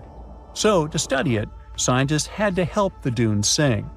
They climbed to the top of a dune and slid down on their backs, using their hands and feet to push sand down. As the sand tumbled, the sound started softly and got louder. They could even feel the vibrations with their hands. So, they found out that for a dune to sing, a few special things need to happen. The grains of sand must be the right shape, the dune has to be big, and the sand must be very dry, so no singing after it rains. Inside the dune, there's a hard layer of packed sand that acts like a giant speaker. This layer bounces the sound waves back and forth, makes the noise louder and louder, and creates a haunting melody that can fill the desert air. In other words, the dunes can play tunes. Yeah, sorry, I couldn't help myself with that one. Hey, if you think Stonehenge is one of the oldest stone monuments ever, well, let me introduce you to Göbekli Tepe. Buckle up, we gotta travel to Turkey to meet this really old guy. Yeah, he's too old to travel. Jokes aside, Göbekli Tepe, an archaeological site located in southeastern Turkey that dates back to the Neolithic period around 10,000 BCE. It's considered to be one of the oldest and most significant archaeological discoveries in recent times.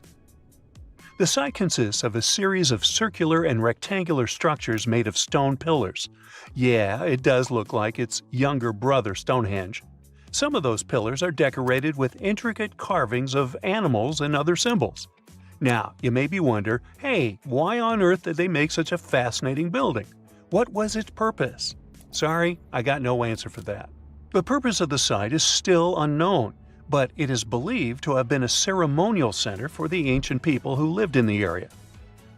The discovery of Göbekli Tepe has challenged long-held beliefs about the development of human civilization, as it suggests that complex societies may have emerged much earlier than previously thought. Okay, pack your stuff, our travel's just started. Next destination, Masada. It's an ancient fortress located in Israel on a plateau overlooking the Dead Sea. Hey, look at that view, spectacular, huh? It was built by King Herod the Great in the 1st century BCE, and it was very smartly built. Within the fortress, there were various facilities such as storehouses, barracks, a palace, and a set of cisterns capable of holding approximately 40,000 cubic meters of rainwater. People living there believed that the collected runoff from a single day's rainfall could provide sustenance for over 1,000 individuals for a period of 2 to 3 years. Access to the fortress was limited to 3 steep and winding paths leading up to fortified gates. Still, at one point, the fortress was occupied by people who had fled Jerusalem after the city was captured by the Romans. They held out against the invaders for several months, but eventually they were defeated. But these guys didn't surrender. The story of Masada has become a symbol of resistance and bravery. Today, Masada is a popular tourist attraction and a UNESCO World Heritage Site. The next flight is going to be short. We're popping over to Egypt to see the Karnak Temple Complex. It's a vast ancient Egyptian temple complex located in the city of Luxor, Egypt. It was built over a period of 2,000 years and covers an area of more than 200 acres. The complex is dedicated to the worship of the deity Amun-Ra. Wait a minute, that should be Amun-Ra, and it was one of the most important religious centers in ancient Egypt. The Karnak Temple consists of several temples, chapels, and other buildings, including the Great Temple of Amun, the Temple of Khonsu, and the Temple of Ptah. Ptah! The Great Temple of Amun is the largest and most impressive temple in the complex, with massive columns, statues, and other decorations. One of the most famous features of the Karnak Temple complex is the Avenue of Sphinxes, which is a long avenue lined with Sphinx statues that leads from the entrance of the complex to the Great Temple of Amun. Another notable feature is the Hypostyle Hall, which is a massive hall with 134 columns that are over 70 feet high. The Karnak Temple Complex is a popular tourist attraction and a UNESCO World Heritage Site. It's considered one of the most important archaeological sites in Egypt and provides a fascinating glimpse into the religion and culture of ancient Egypt. Hey, we can't hop on the next flight and leave Egypt until we see the Pyramid of Djoser. It has another name, by the way. It's also known as the Step Pyramid. This ancient Egyptian site is located in Saqqara. It was built during the 27th century BCE for the pharaoh Djoser by his architect Imhotep, who is considered one of the most important figures in Egyptian history. People believe this pyramid is the first monumental structure built entirely of stone and is an important example of early Egyptian architecture.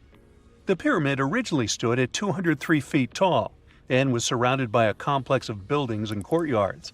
It was constructed in 6 layers, each smaller than the one below it, giving it the distinctive step-like appearance. The pyramid was used as a burial place for Pharaoh Dozier and was surrounded by a vast necropolis that contained the tombs of many other important officials. The Grateful Dead? The Pyramid of Dozier has several renovations and additions over the centuries, including the addition of a limestone casing that covered the original step structure.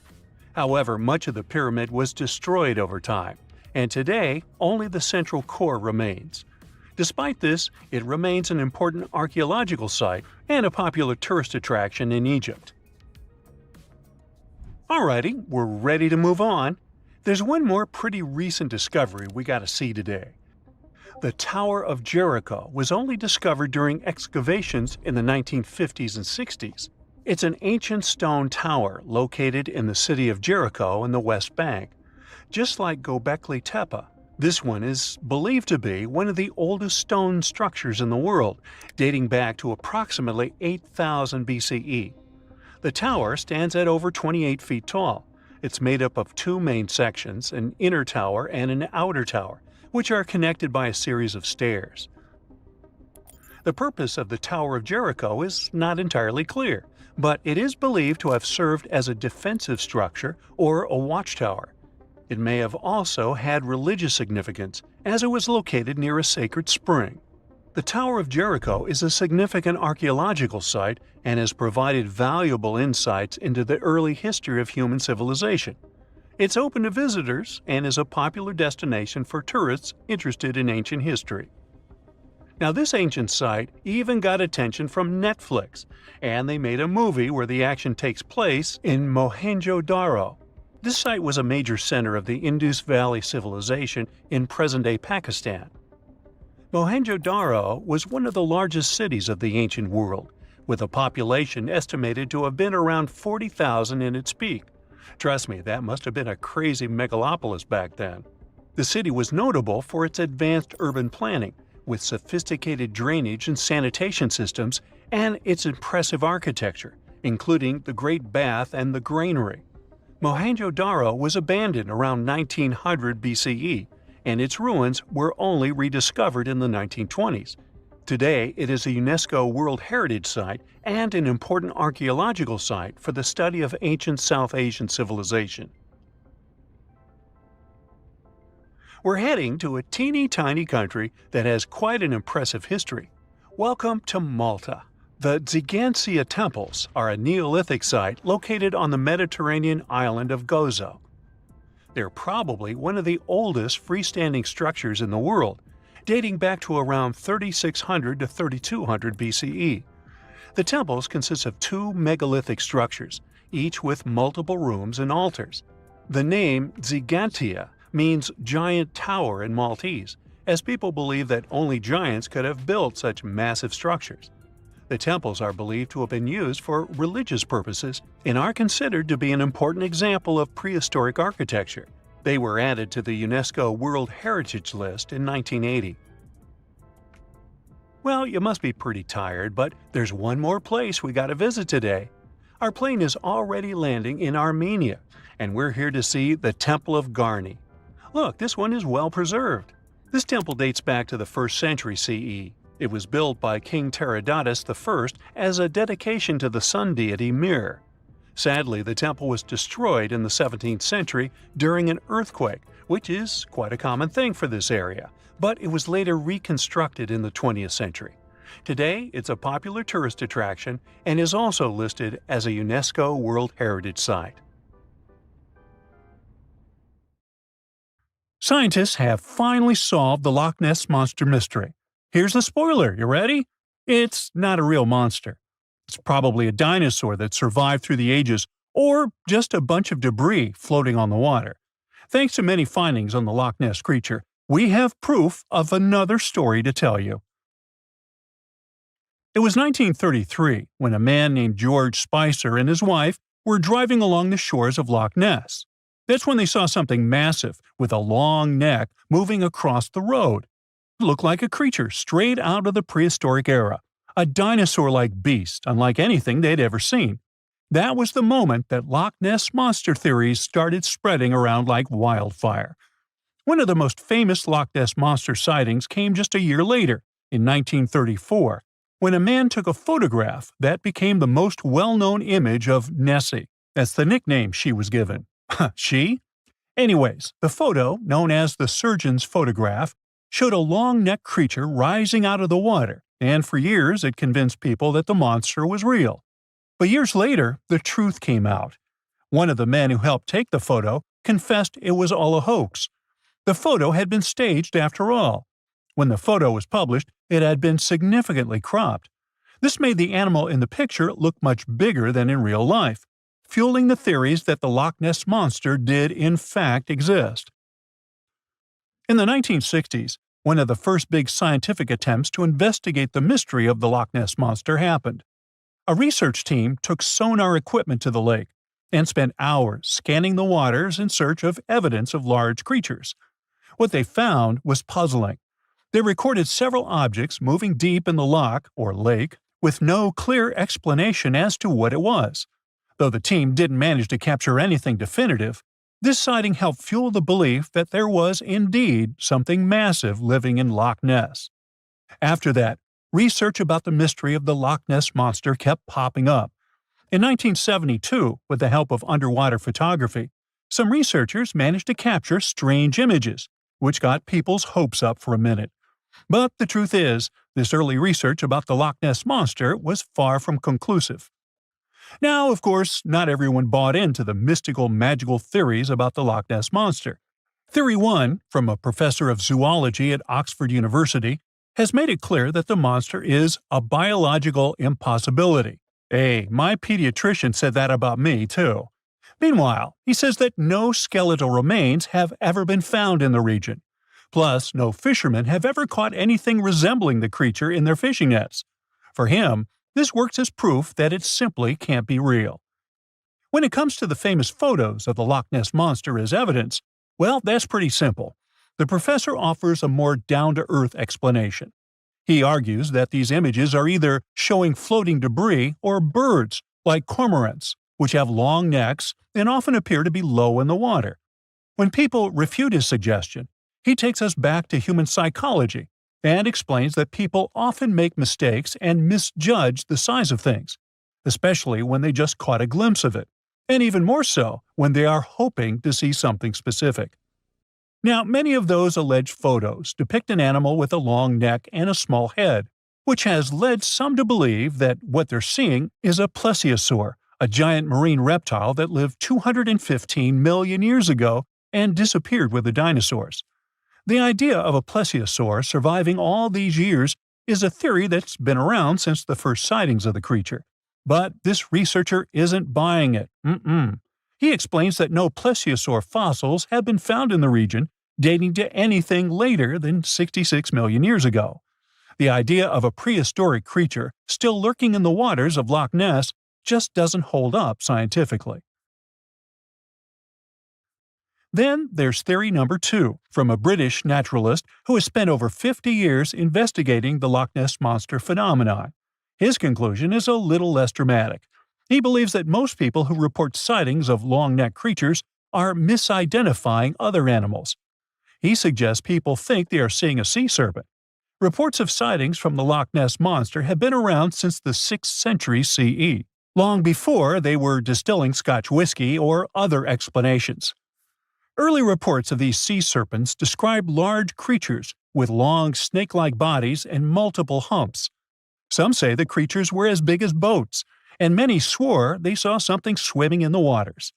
Many of these early sea serpent sightings may have been misunderstandings or exaggerations of normal animals in the loch, like large fish or even swimming birds. They could have been large eels, which are known to live in Loch Ness. These eels, especially when they're moving, might have given the impression of a long, undulating creature in the water. People who saw these eels from a distance, particularly in low light or misty conditions, might have mistaken them for something much more mysterious. Theory number 3 says something else. Nessie is just a series of standing waves. These happen when two boat wakes move in opposite directions, creating a big hump in the water that could look like a creature from a distance. Loch Ness enthusiasts even showed how it works, with footage from Fort Augustus, where a river meets Loch Ness. These enthusiasts had big plans to use drones with infrared cameras and special underwater microphones to search the loch. Now, Loch Ness is massive, stretching around 23 miles long and more than 700 feet deep. So, they thought they needed drones and infrared cameras to put an end to this discussion. But despite everything, they haven't found Nessie. But it's not only the Loch Ness Monster that lacks scientific explanation. There have also been scores of sightings of Yetis and Sasquatches that no one can really explain. Folks have made movies, dreaming of finding the truth about these creatures. But, according to recent research and evidence, it looks unlikely that we'll ever find definitive evidence of their existence. Science says they can explain Sasquatch sightings, and this is how. Biologists who study wildlife using camera traps, which are set up in remote areas to capture images of passing animals, have long attempted to find elusive species. These cameras detect movement and snap pictures, providing invaluable data on the biodiversity of different ecosystems. As camera traps collect more photos over time, the number of species recorded grows. However, after a while, the number plateaus, suggesting that no new species are being detected. While it's impossible to claim 100% certainty, researchers say that after significant camera deployment, it's safe to say the likelihood of discovering new species, especially large ones like Bigfoot or the Yeti, drops significantly. Camera trap studies have been running for years in regions where these creatures are rumored to live, but so far, no conclusive evidence has surfaced. Instead, the supposed proof of Bigfoot or the Yeti often comes from blurry photos or shaky videos taken by individuals who claim to have encountered them. The scientific understanding of biology also makes the existence of Bigfoot highly unlikely. Often described as a great ape, Bigfoot would have had to evolve in North America. However, great apes evolved in Africa, and the only great ape to make it to the Americas is Homo sapiens, whose ancestors crossed the Bering Strait only about 16,000 years ago. This is far too short a time for a new species like Bigfoot to have evolved. While it may be disappointing for these mysterious creature enthusiasts, the scientific evidence points firmly toward the conclusion that creatures like Bigfoot and the Yeti are more fantasy than reality.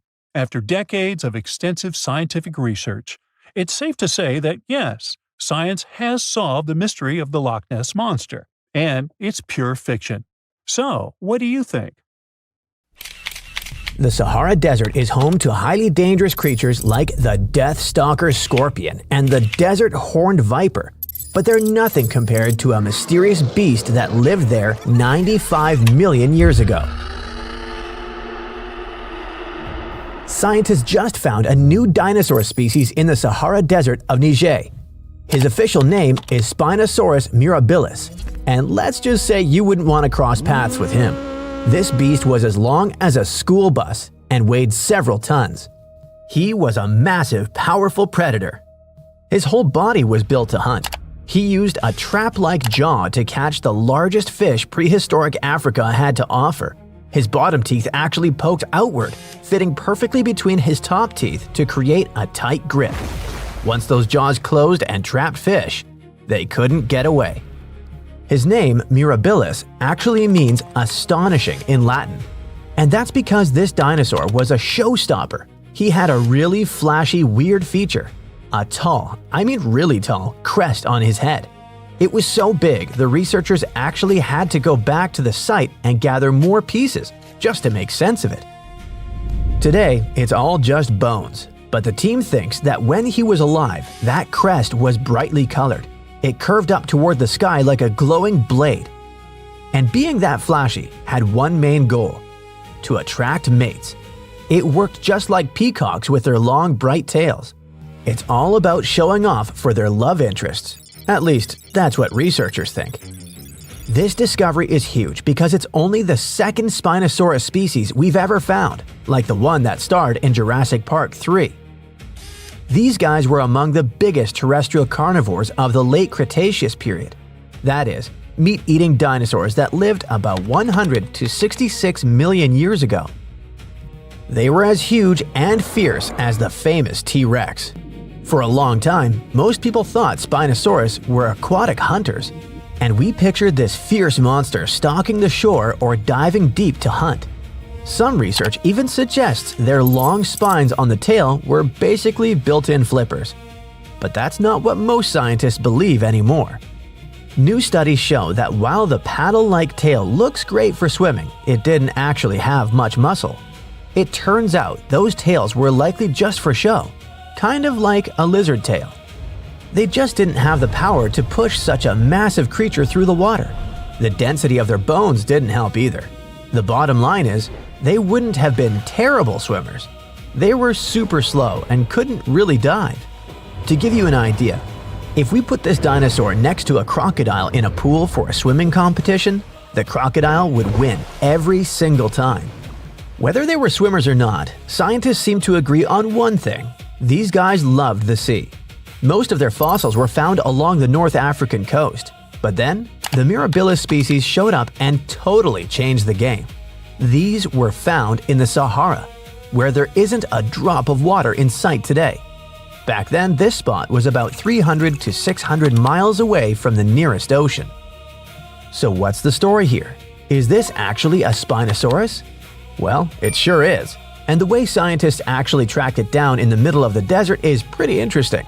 Because for over 70 years, the main clue was right there, easy to find, but everyone missed it. Back in the 1950s, some French geologists were out in the desert looking for uranium.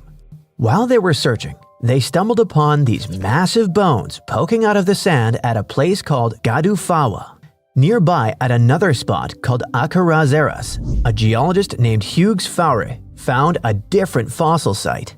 He found teeth that looked a lot like the ones from a Carcharodontosaurus, which was a massive carnivorous dinosaur. He wrote down one single line about it in his notes, and that was basically it. For some reason that nobody can explain, those notes just sat there. No one took them seriously or even bothered to go back to that site for decades. It wasn't until 2019 that a team led by Paul Sereno from the University of Chicago decided to finally follow that old lead. They basically turned it into a high-stakes treasure hunt. They headed out there, and a local Tuareg man led Sereno's team on motorbikes deep into the Sahara. He took them to a site called Jengwebe, where he remembered seeing fossilized bones a long time ago. Because it was such a long trek back to their main camp, the team didn't have much time. They could only grab a few fossils, mostly teeth and pieces of jaw bones, before they had to leave. At that moment, they had no idea they were holding a brand new species in their hands. The team finally headed back there in 2022, and this time, they found even more fossils. That's when they finally put together the 40-foot-long find. And then they were able to confirm three big things. First, this new creature had a really tall and unusual crest on its head. Second, the way the teeth were set was a bit different from its famous relatives. And then we come to the biggest difference of all. For the first time ever, we're seeing a Spinosaurus that lived far from the ocean. But that raises a big question. How did it eat fish? Scientists have a theory. All those bones were found buried in the sediments of an ancient river. That means this dinosaur probably hunted for fish in shallow water. It was big and strong enough to wade into water over 6 feet deep, but it probably spent most of its time in shallow water, just waiting for a big fish to swim by. But if it didn't feel like sushi dinner, it could just wander through the woods and pluck something else to eat. Okay, so you're probably a little confused right now. I'm talking about forests and rivers. But wasn't this thing found in the middle of a desert? Well, the thing is, the Sahara looked completely different back then. It was actually green. The whole landscape was full of rivers and forests while these dinosaurs were roaming around. So that pretty much solves that mystery. But there are still plenty of other questions about this species, like how big they actually were. See, the problem is that the bones we found belonged to a young dinosaur, not a full-grown adult. Estimates say that the creature was probably about 26 feet long when he lost his life, but he could have grown a whole lot bigger than that. That leads us to the second mystery. Because this dinosaur was so huge and looked so unique, scientists have been arguing for years about how much time it actually spent in the water. One theory is that they went through 3 big evolutionary phases. First, way back in the Jurassic period, they started developing these long, crocodile-like snouts. They were perfect for catching fish. Second, during the early Cretaceous, they really started running the show. They moved toward the sea and became the top predators along the ancient coastlines. The final phase happened right as the Atlantic Ocean was opening up. This is when they reached their record-breaking size. They basically became shallow water ambush specialists, sticking mostly to North Africa and South America. But their reign didn't last forever. Around 95 million years ago, there were abrupt changes in the climate and the sea levels increased a lot. Basically, that affected the habitat they lived in, pushing them to the brink. Eventually, their story came to an end. Unfortunately, these new fossils are only part of the puzzle. We still don't know the whole story about Spinosaurus. There might even be other species out there just waiting to be discovered. And to really understand these mysterious giants, we'll have to wait until we find more complete skeletons out in the field. Something exciting and kinda unexpected popped out among the rocks of the Ica Valley in Peru. The bones of a really old whale that lived almost 40 million years ago. At first, no one was really impressed because the bones they found were big and weirdly shaped, so people just thought they were looking at giant boulders. I mean, that's cool too, but things got way better when they realized those were the remains of a very large ancient animal that roamed along the coast of ancient Peru. Plus, it was probably the heaviest creature that ever lived. Sorry, blue whale, I know you worked hard to get to the top. The length of over 100 feet and weight of more than 200 tons brought you the status of the biggest animal on our planet. But it seems you've held the title long enough. Time to hand it over to our next candidate, and that one's really gigantic. This ocean beast was probably shorter than the blue whale, but heavier, with a weight that could be between 93 tons and 370 tons. If it's closer to the higher number, it'll make Pyramids the biggest animal ever known to have lived on Earth. And it seems its weight was the result of having extremely thick, dense bones. You can see such bones today in manatees or some other early whales. Dense bones are a great tool for such marine mammals. This feature makes them heavy and allows them to stay submerged most of the time. But at the same time, if their body was too heavy, they would end up sinking all the time and they would waste too much energy to move back up to the surface. So, to avoid sinking, marine mammals need to have enough lighter tissues like muscles and fat to help them float in the water without using too much energy. Now, scientists didn't have the whole skeleton, which makes it hard to tell how big the animal was, but they used the ratio of the heavy bones to the lighter tissues in other marine mammals to estimate the overall weight of this giant ancient whale. Experts found these fossils about 13 years ago and spent the next decade freeing the whale from the rock. Its anatomy and age showed this whale was a cousin of Basilosaurus, a whale that had a long snout full of sharp teeth, and a sleek body similar to that of an eel. Even if Pyramids wasn't bigger than the blue whale, it was still a giant that ruled the ocean depths. Unlike modern whales, there's a possibility that this ancient fellow was a predator that liked to go after bigger prey. And this also changes how we see the history of whales. Scientists used to think these magnificent creatures became really big about 5 million years ago when they started eating lots of small creatures. But here's the proof that giant whales existed even before that. But it's still unclear how this whale managed to find enough food to sustain its enormous body. Plus, it's still hard to tell what exactly this ancient creature had on its menu. It was pretty large and not such a fast swimmer, so it's possible it searched for food in shallow waters. Then it probably ate crustaceans, clams, or some other small animals hiding in the sand. One theory says it was a scavenger, which basically means it munched on remains of everything that would come its way. It's not so unusual to find marine animals in deserts. Many of these regions used to be covered with water anyway. The Sahara in Africa is a perfect example. About 50 to 100 million years ago, this was not a dry desert, but a shallow saltwater body called the Trans-Saharan Seaway. The land is not wet there anymore, of course, but people who lived in that area knew about it because they used to find old shells across the desert. The sea was about 164 feet deep. That sounds enough for a nice swim. Some would say this area looked like modern Puerto Rico, with lots of sun and shallow water. Mangrove forests were a common thing as well as seafloors covered with mollusks, like snails and clams. The marine sediment that was left behind after the sea had dried up is full of different fossils. And the animal that lived in that ancient underwater world didn't look friendly. Plus, they were much bigger than their relatives from modern times, so a regular-sized human would end up as a snack, not even a whole meal.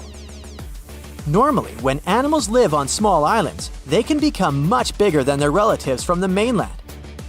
This is something we call island gigantism, and it happens because there are more resources or fewer predators on islands. Maybe the same thing happened in the Trans-Saharan Seaway. Even though it wasn't an actual island, the water moved in and out, which created little pockets of water. And specific conditions in these pockets might have helped animals grow bigger. So we're talking about giant sea snakes, catfish, and fish that no longer exist today. One had incredibly strong jaws, and the animal used them to eat hard things and even crush shells. Their teeth showed they were fierce predators other animals had every reason to be afraid of. They went through some changes when it came to diet, similar to some types of piranhas. And the competition to get to the top of the food chain wasn't a joke.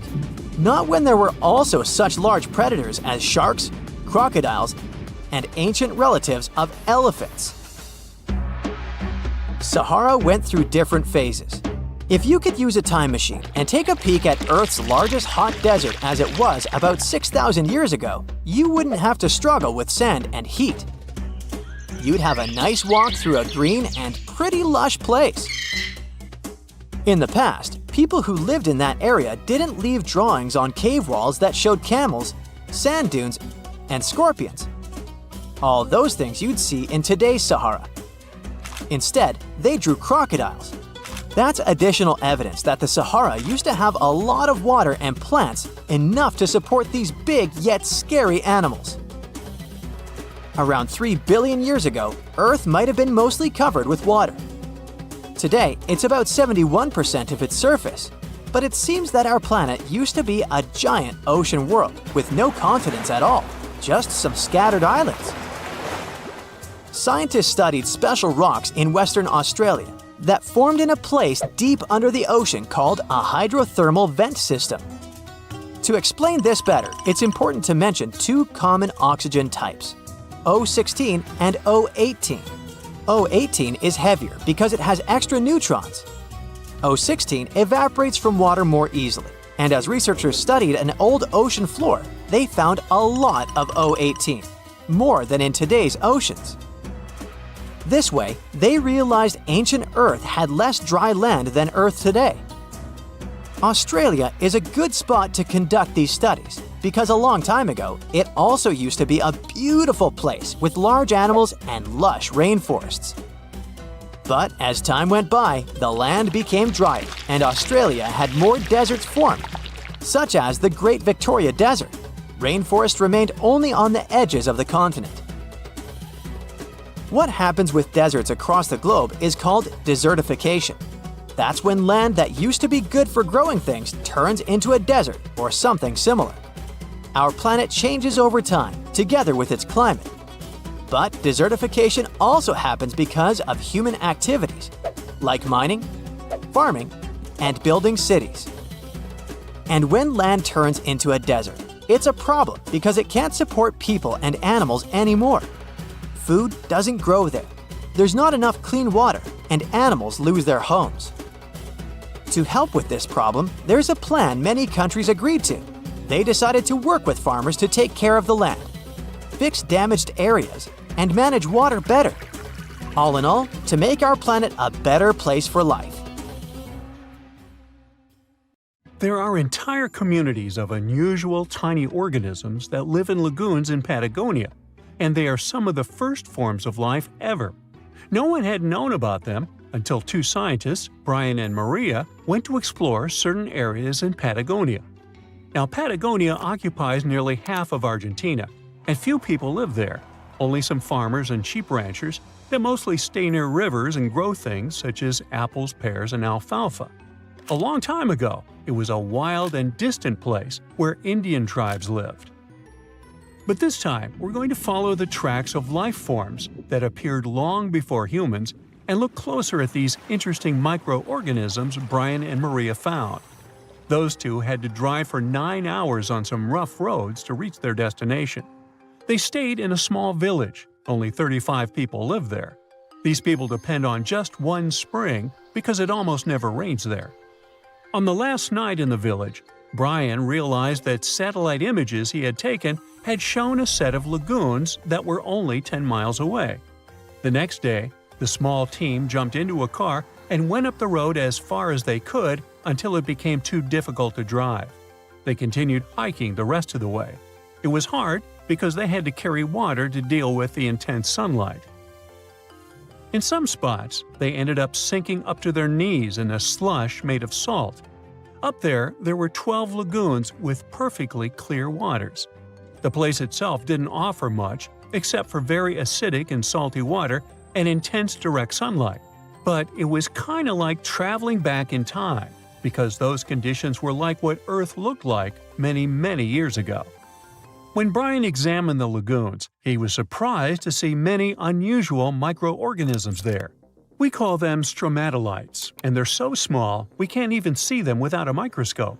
But they get together and form large communities. In the past, many unusual species lived this way. For example, cyanobacteria. They were important back in their time because they produced oxygen.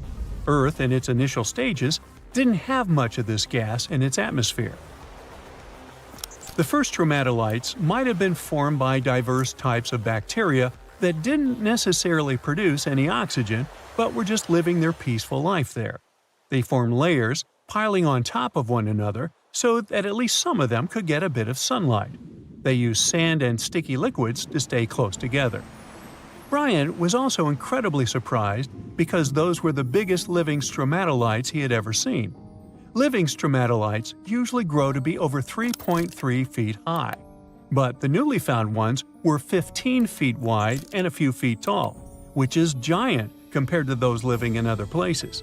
And fossilized ones were even larger. A long time ago, they could grow bigger than today because there weren't many other species that could eat or harm them. Also, there are many other organisms today that can grow faster and more massive than them and take up their space. That's why stromatolites can only survive in rare places where hardly anything else can live, like in these very salty lagoons located high above sea level in Punta de Atacama. The stromatolites found there are the most famous ones because they might be some of the best examples of the earliest life on our planet. But they're not actually the first form of life on Earth.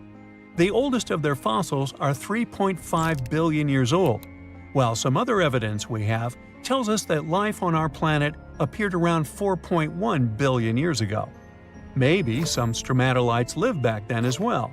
But Earth has changed a lot since then, and the places where they might have lived haven't survived.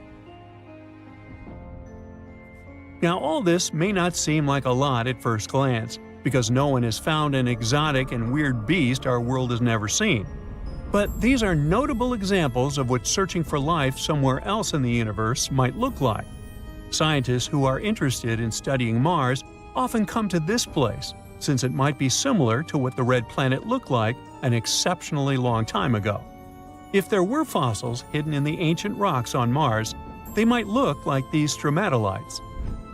Another faraway land has revealed some of its secrets. It's Antarctica, with an ancient lost world found under its ice.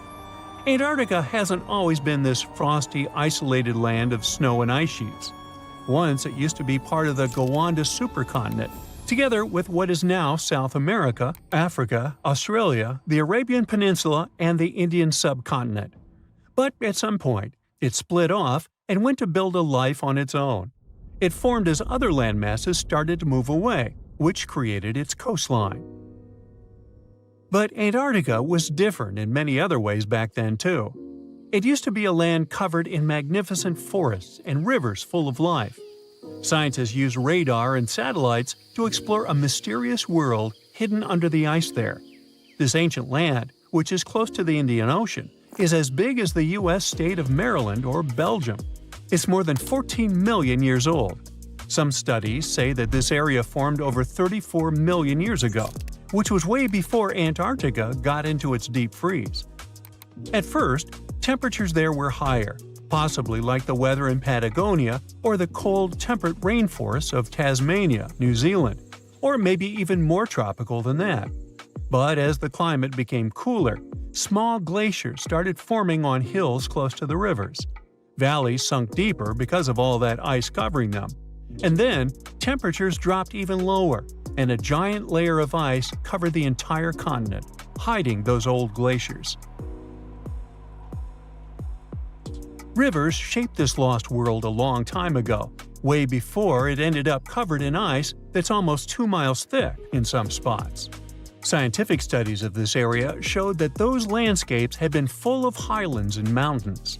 The ice that formed over Antarctica made the whole area very cold, so the landscape couldn't erode anymore.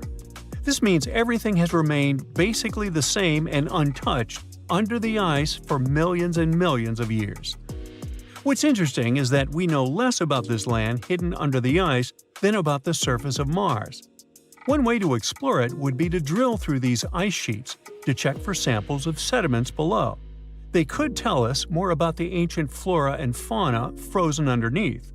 It's not a new method. A similar method was used to collect 2-million-year-old samples in Greenland. Australia has a secret world too. Ancient organisms were found hidden in rocks in the northern parts of the continent that are about 1.6 billion years old. These microscopic things are part of a family called eukaryotes. The members of this family that exist today include plants, fungi, animals, and even those tiny organisms with just one cell, such as amoeba. All living things with nuclei in their cells, including us, can trace their family tree back to one of the oldest members of this family. That one is called the last eukaryotic common ancestor, and it lived more than 1.2 billion years ago. Those ancient organisms were more complex and bigger than bacteria. Maybe they were the first predators on Earth, hunting bacteria. 40,000 years ago, someone scratched a few tiny lines and dots onto a piece of bone, and that little mark might be the oldest hard drive humanity ever created. Scientists now believe those Ice Age people weren't just doodling, but recording real information, structured, organized, repeatable data. And this discovery completely shifts the timeline of human intelligence. For decades, archaeologists kept finding strange symbols carved into Stone Age tools and sculptures. Those were simple shapes like crosses, dots, short lines, and tiny notches cut into bone or ivory. Explorers kept finding them in caves across Europe, including Germany, France, and Spain. They showed up on carved animal figurines, tools, and ornaments. Archaeologists dated them to be about 34,000 to 45,000 years old. That means people created these symbols during the Ice Age, when glaciers covered huge chunks of the planet, and mammoths still wandered the plains. For a long time, researchers believed these signs meant nothing in particular, maybe decorations, maybe tribal art. But a new computational study led by a linguist and an archaeologist showed it was more about data than decoration. The team analyzed more than 3,000 individual symbols carved into around 260 artifacts. They studied every mark and fed them into statistical models, the same type of mathematics researchers use to study language patterns or train artificial intelligence. The goal wasn't to translate the signs yet. Nobody knows exactly what they mean. Instead, the scientists looked at something called information density, which means how much meaningful data you can store in a sequence of symbols. When the researchers ran the numbers, they saw that the symbol sequences had almost the same information density as proto-cuneiform. That's the earliest writing system known from ancient Mesopotamia around 3000 BCE. It was roughly 40,000 years later. So, some signs in these Ice Age carvings repeat again and again in predictable ways: cross, cross, cross, line, line, dot. That repetition resembles early data encoding, where patterns repeat because they store structured information. The researchers also analyzed the entropy of the coded messages. Entropy measures how unpredictable a sequence is. High entropy means lots of possible combinations, like a complex password. Low entropy means predictable repetition, and it looks like the Ice Age symbol systems have entropy levels very close to early proto-cuneiform tablets. That means the amount of information those carvings could store roughly matches the earliest writing records from the first cities. It proves that humans didn't just suddenly invent writing out of nowhere 5,000 years ago. Instead, humans spent tens of thousands of years experimenting with symbolic encoding systems and gradually increased their complexity until true writing was finally invented. One of the most interesting examples of such a coded message comes from a cave in southwestern Germany. Archaeologists discovered a tiny mammoth figurine carved from mammoth tusk ivory, small enough to fit in your palm. There's a neat row of engraved crosses and dots running along its surface. Another object, called the adorant, is a thin ivory plate. Found in a different German cave, has a strange mythical creature that looks part human, part lion on it. The figure stretches upward like it's worshipping something, and across its body, someone carved rows of tiny dots and notches with careful spacing. Then there's the famous lion-human sculpture. If you look at the arm closely, you can see evenly spaced cuts along the limb. These marks seem intentional, deliberate, almost rhythmic. They look less like decoration and more like entries in a ledger. It makes those artifacts something like USB drives made of ivory. And because these ancient USB drives appear in different regions of Germany and in other parts of Europe, it could mean that Ice Age humans may have shared such symbolic messages across huge distances. Those hunter-gatherers living thousands of miles apart probably recognized the same patterns scratched into bone tools. Of course, scientists still don't know the exact meaning of these symbols. They could represent seasonal calendars, migration cycles, clan markers, or some concepts tied to rituals. So the most important discovery for now isn't the translation, but the structure of the signs that behave like a system. This coding system isn't the only proof that ancient minds invented complex systems long before modern technology arrived. There's a thick oval slab of limestone in a museum in the Netherlands. Archaeologists dug it up in the late 1800s and assumed it was some kind of Roman game board. The problem was that nobody could figure out the rules. The carved lines didn't match any known ancient game. Only in 2026, researchers finally solved the mystery with help from artificial intelligence. If you look at the stone closely, you can see that certain grooves on it are slightly deeper than others. It means that people slid pieces across those lines repeatedly, and the stone wore down over time. Conservation experts created extremely detailed 3D scans of the limestone surface to analyze those wear patterns. Those scans showed differences in depth smaller than a human hair. Every tiny groove became a clue about how players once moved their pieces. Then, the team brought in a special AI game simulation system designed to understand board games. They fed the system rules from about 100 historical games and asked it to test possibilities onto a digital copy of the Roman board. The AI played thousands of simulated matches against itself and tried different rule combinations each time. For every rule set, it tracked where the pieces moved and compared those paths to the wear patterns on the real stone. It repeated this process around 1,000 times per rule set until finally certain patterns started lining up perfectly. The system narrowed all the possibilities to a small group of related blocking games. In this type of strategy game, two players move pieces along fixed paths, trying to trap the opponent's pieces in corners or dead ends. If you've ever played tic-tac-toe or checkers, you already understand the basic idea. To control space, predict the opponent's next move, and close the trap. The simulations show that the Romans most likely played this game with small tokens made of glass, bone, or pottery sliding along those carved grooves. And that discovery matters more than you might think. Historians used to believe blocking games appeared in early medieval Europe, centuries after the Roman Empire collapsed. But this limestone board showed them that such games existed nearly 1,000 years earlier. So, Roman players had strategy games that helped them develop forward planning, recognizing patterns, and thinking of different combinations and possibilities. Now let's travel even further back in time, long before Roman cities and writing of any kind.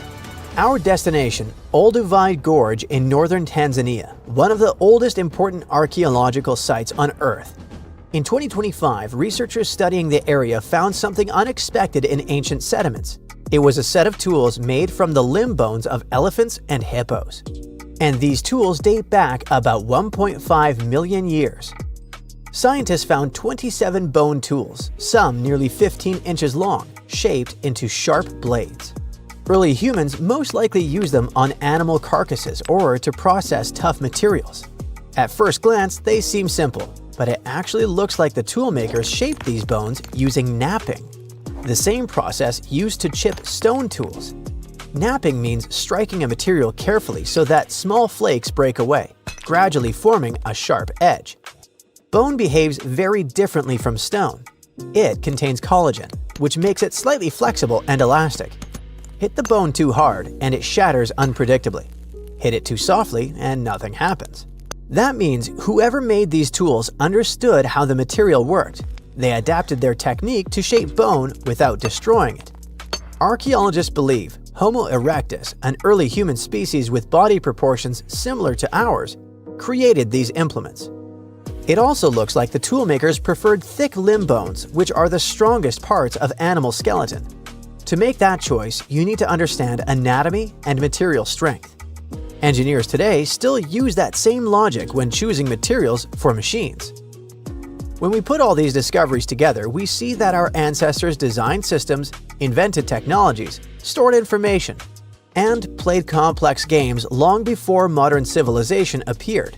So we didn't just suddenly become intelligent. We've been building knowledge for tens of thousands of years. Footsteps pounded behind him. Heart racing, he lunged toward the towering statue, fingers fumbling with the hidden crevice. No time. He shoved it inside just as shouts closed in. A deep breath, loud heartbeat. Then he ran, vanishing into the dark, leaving his secret buried in stone, waiting to be found. Throughout history, statues haven't just been silent guardians of the past. They've been hiding places for secrets, some deliberately sealed away, others stumbled upon by pure chance. See the most mysterious of them. In 2016, as Australian experts prepared a 645-year-old statue for auction, they uncovered a hidden secret, an ancient banknote tucked inside its hollowed head. Issued in 1371 under Emperor Zhu Yunzhang, the note was worth 1,000 copper coins, or 28 grams of silver. More strikingly, it carried a grim warning. Despite passing through multiple owners, the hidden bill remained undiscovered for centuries. A rare relic from an era when paper money was still a novelty, the note was soon listed for auction, its journey through time continuing into the modern world. Statues became more than just symbols. They were guardians, keepers of history, and sometimes even life-saving tools. In 2017, restoration experts working on an 18th century statue in Spain made a remarkable discovery. Hidden within the statue's hollow interior were 2 letters written in 1777, providing insights into daily life, local customs, and the economy of the time.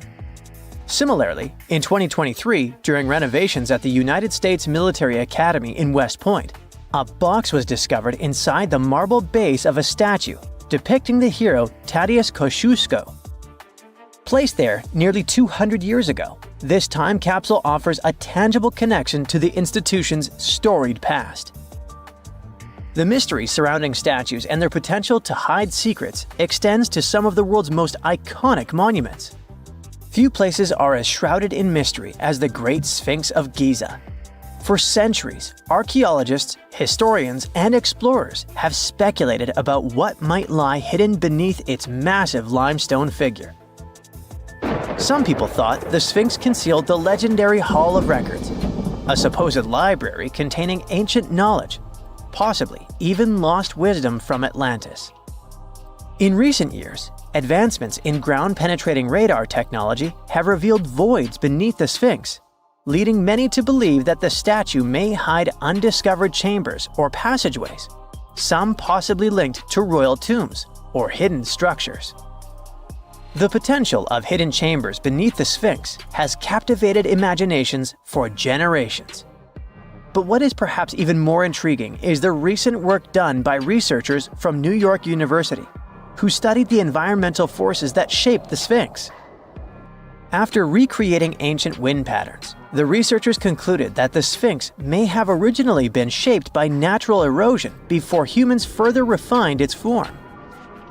Such revelations open up new avenues for understanding the monument's purpose, as well as the cultural and spiritual significance it held back then. The ancient Egyptians revered Sobek, the crocodile-headed god of power and the Nile, and often mummified crocodiles to honor him. These creatures were placed in temples or tombs as offerings to the gods or to ensure their safe passage to the afterlife.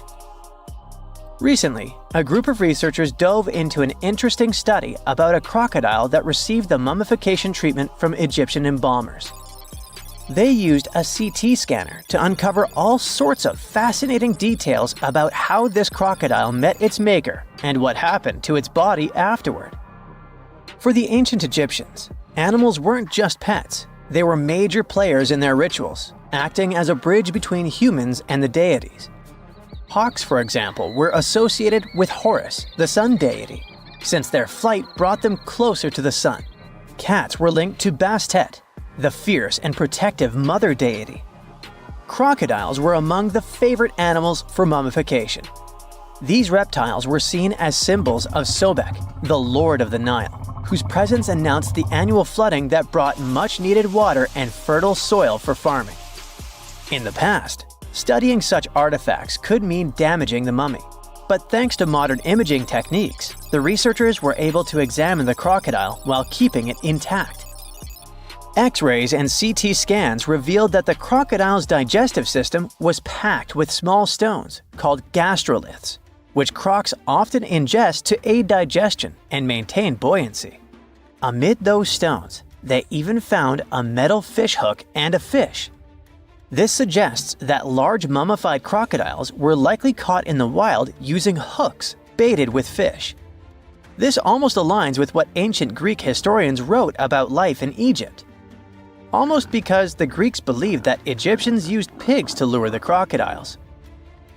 So, as you've noticed, researchers and archaeologists use cutting-edge technology and meticulous hands-on work to uncover the secrets of ancient civilizations.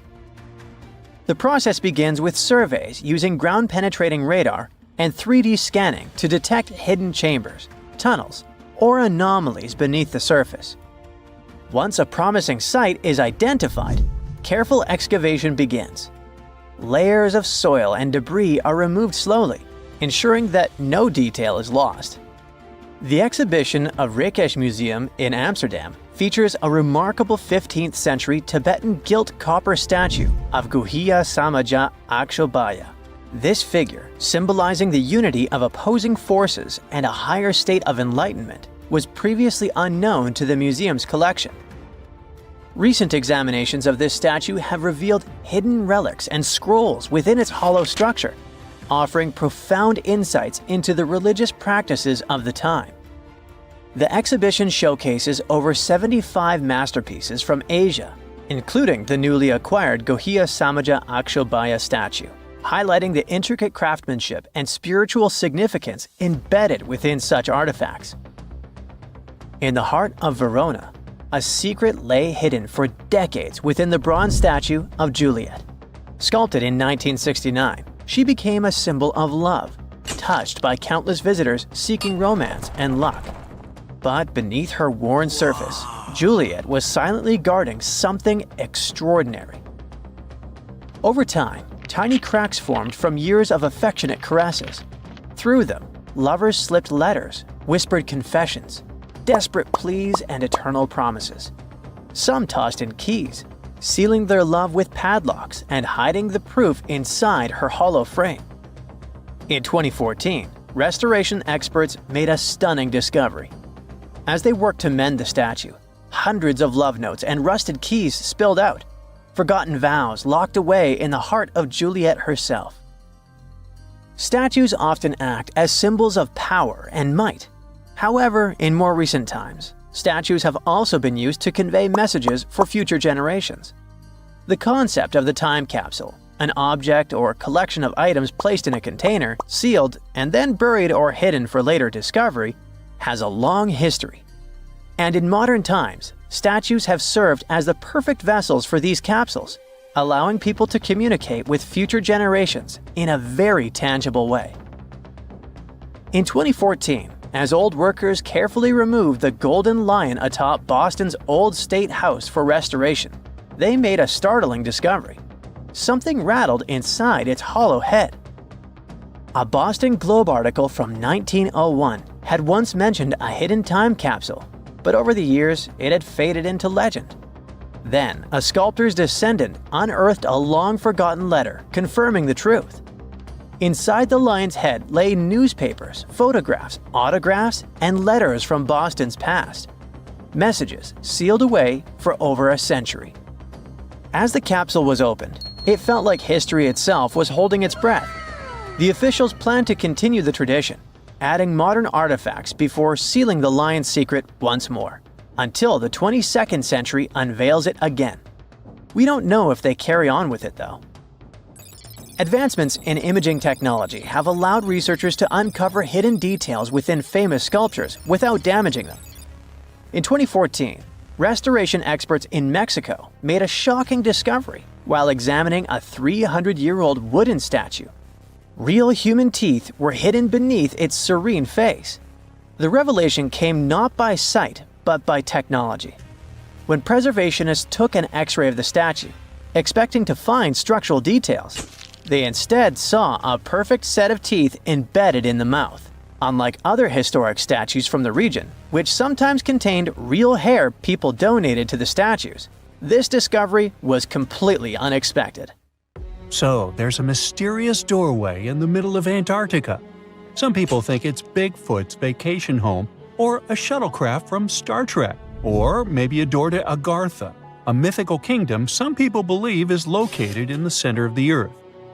Well, the scientists debunked all these poetic theories and explained that what looks like a mysterious doorway is located in an area of fast sea ice. It's offshore of the coast and is full of little islands with shallow water around them. When ice flows around hard rocks hidden underneath, it can create patterns that look odd but are totally normal. In this spot, the ice is thin, so the rocks underneath have a big effect on how the ice moves. The cold winds in Antarctica also shape the ice and snow and make it look like they're lines and shapes. So, the mysterious doorway is just a rocky ridge poking out because the ice has melted a little. The top of the doorway is the tip of the rock, and the sides are snowy trails left by strong winds blowing in the same direction. It's essentially an iceberg that got stranded and is melting in one place. One YouTuber found another out-of-place mysterious object more than 150 miles off the shore of Antarctica, a 400-foot-long ice ship. The internet went wild with theories like that the ship must have ended up there right from the Bermuda Triangle. But there was no scientific proof that it was a ship and not just a large chunk of ice. And once some other internet users revisited the place, they noticed the ice melted in the summer and the hypothetical ship was gone. Another mysterious Google Maps find in Antarctica was a pyramid. And before you make up an exciting theory about how the ancient Egyptians built a secret base here, I have to tell you it turned out to be just a mountain. It's part of the tallest mountain range in Antarctica that stretches for almost 250 miles. It's not the first pyramid on this continent, as explorers from the British Antarctic Expedition found another unusually shaped mountain and nicknamed it the Pyramid. But this one didn't even have a pyramid shape. Here's one Antarctic find that definitely won't disappoint you: a giant ice shelf that reminded scientists of the Grand Canyon.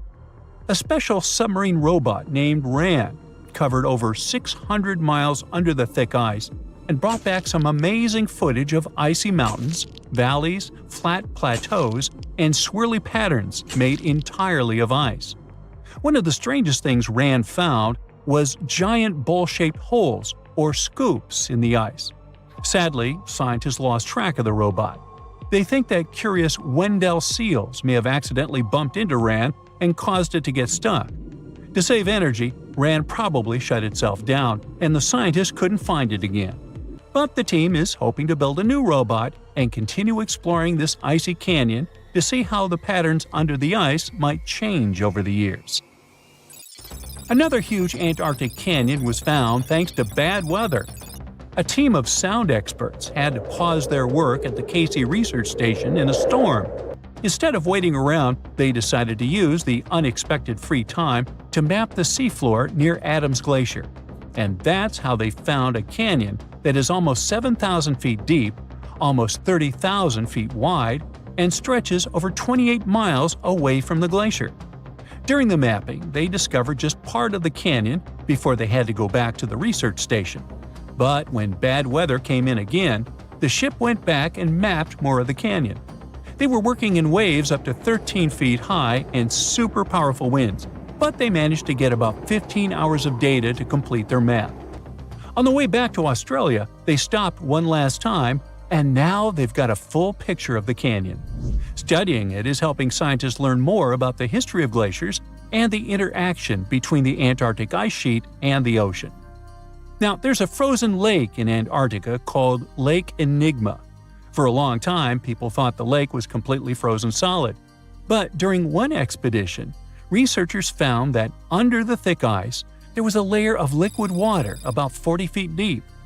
To learn more, they drilled through the ice and sent down a camera to explore what was hiding in the lake's depths. The lake's water, which they think comes from the nearby Amorphous Glacier through a secret underground pathway, was filled with strange microbial life. These tiny microbes lived in mats that covered the lake bed. Some of the mats were thin and spiky, and others looked like crumpled carpets, or even small tree-like shapes that grew up to 16 inches. Many of the microbes could make their own food through photosynthesis, just like plants do, and it gave the lake a high amount of oxygen. One of the coolest discoveries was a type of microbe which usually lives in low-oxygen places. Lake Enigma might be similar to environments on icy moons like Europa or Enceladus. So, it could mean that these moons also have hidden water under their ice and possibly microbial life too. One more mind-boggling discovery from Antarctica is tiny pieces of amber in mudstone, found here for the very first time. It took scientists years of studying incredibly well-preserved fossilized roots, pollen, and spores that they found back in 2017. Amber proves that resin-producing trees once grew in Antarctica, part of a lush rainforest that existed near the South Pole during the mid-Cretaceous period. Back then, disclaimer, I wasn't around then, the trees would have had to survive through months of darkness during the long Antarctic winters. Scientists believe they adapted by going dormant for a long time. The amber pieces the scientists found are tiny, but they are beautiful shades of yellow and orange with bumpy surfaces that show how the resin flowed out of the trees. This resin likely leaked out to protect the trees from insects. It was preserved because water quickly covered it and kept it safe from sunlight and air. A scientist was browsing through satellite images for brown trails of penguin waste and found 4 new colonies of emperor penguins at the base of the globe. These new colonies likely have been around for years, though 3 of them are rather small, with fewer than 1,000 breeding penguins each. One of the new colonies was found close to a place called the Lazarev Ice Shelf, where there used to be a larger penguin colony. They thought this colony went extinct in 2019, but it seems the penguins have just moved a bit because of changing sea ice conditions. So studying them can help us learn more about how emperor penguins adapt to changes in the environment. Now, there used to be a giant river system in Antarctica 40 million years ago. Researchers found proof of it after studying soft sediments and hard rocks from the frozen seabed. They looked at tiny bits of radioactive elements, like uranium and lead, and learned that the deeper dirt came from the time of dinosaurs. The dirt closer to the surface was younger and had an interesting pattern, like the kind you see in river deltas today, such as in the Mississippi River or Rio Grande. Scientists found tiny signs of life in the sand. The river that once flowed here started in the Trans-Antarctic Mountains and traveled 930 miles before it reached the sea. Researchers kept studying newer layers of dirt from about 20 million years ago. They hope this will help them predict what the Earth's weather patterns might be like in the future. Now here's something. Baltic amber is one of the most common resins found in the world. The reason for this is that due to the vast forests of pine, their numerous deposits are so common they provide wonderful treasures from long ago. Ants are especially common in the Baltic amber, which comes from pine trees. Its resin is rich in sugar, so the ants often live amongst the trees, close to the easy source of food. One block found in East Germany has preserved one ant that is estimated to be about 48 million years old. Think of the birthday cake. But what makes this find interesting is another animal inside the amber. It's a mite, notorious hunters in the insect world, capable of traveling at great speed. These guys quickly latch onto their hosts, sucking them dry. They're also capable of destroying entire hives in one go. And within this piece of amber, the amber provides a display of their final struggle. In Southeast Asia, feathers belonging to something unique have been found from 80 million years ago. They were captured in resin during the Cretaceous period, a peak time for dinosaurs.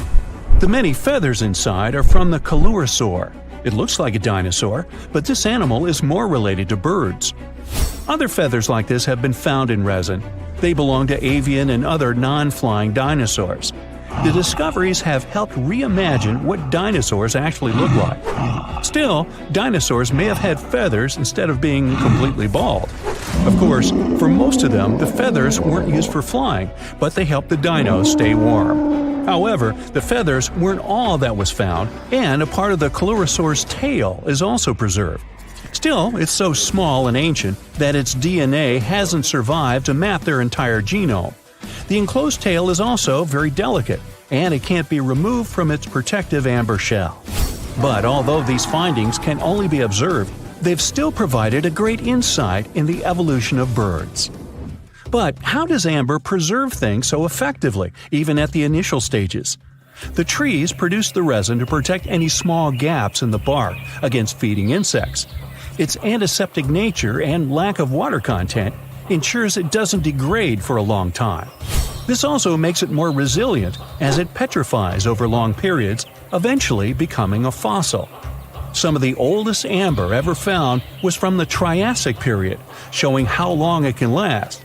The pieces from Italy are about 230 million years old. And inside one of these ancient droplets holds the oldest arthropod ever recorded. This mite found inside has provided a broader understanding to their evolution.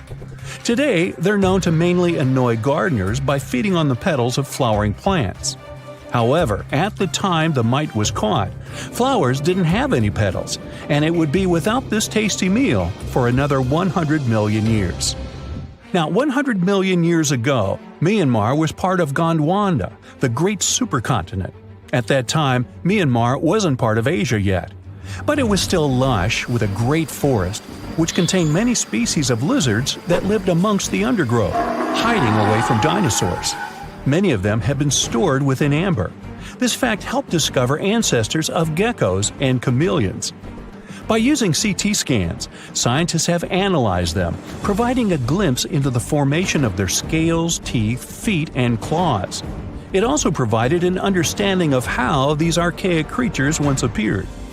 Although mostly pieces of lizards, By using modern technology, the scientists have been able to create 3D images of the lizard. These images can reveal how those guys appeared in their full form. The images show that they still retain some of their exact features to this day, like the chameleon's sticky pads used for climbing.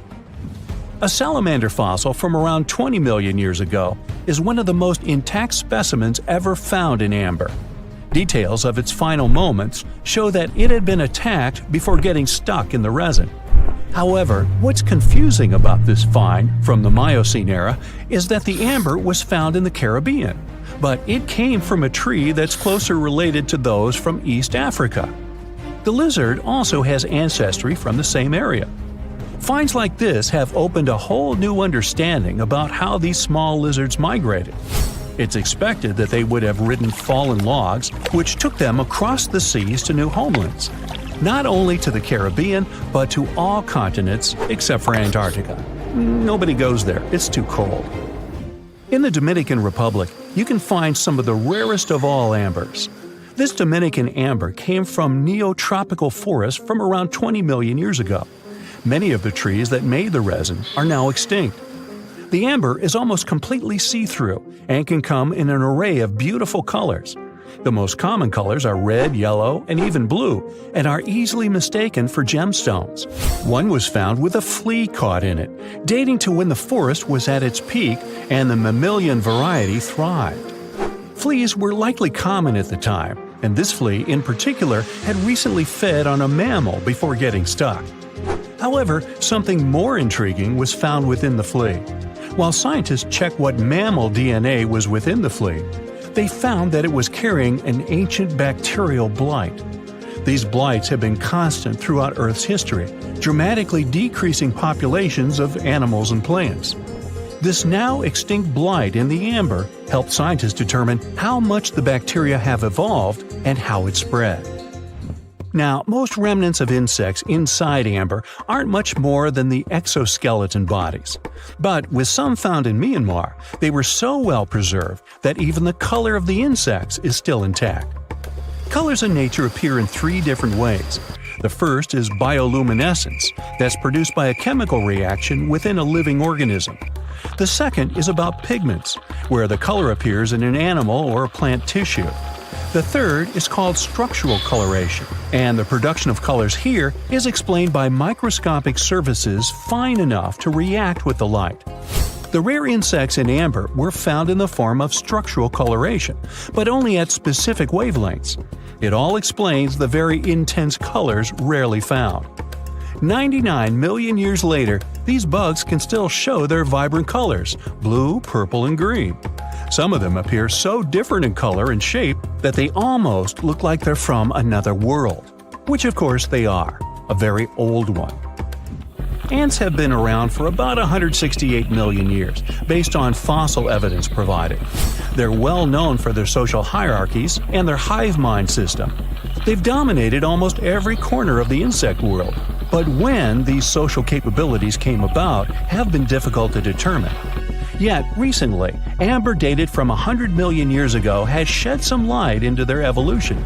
Several amber pieces have preserved various ant types, including the worker ants, guardian or soldier ants, and even a queen ant. Before these pieces were found, it was estimated their social nature occurred millions of years later.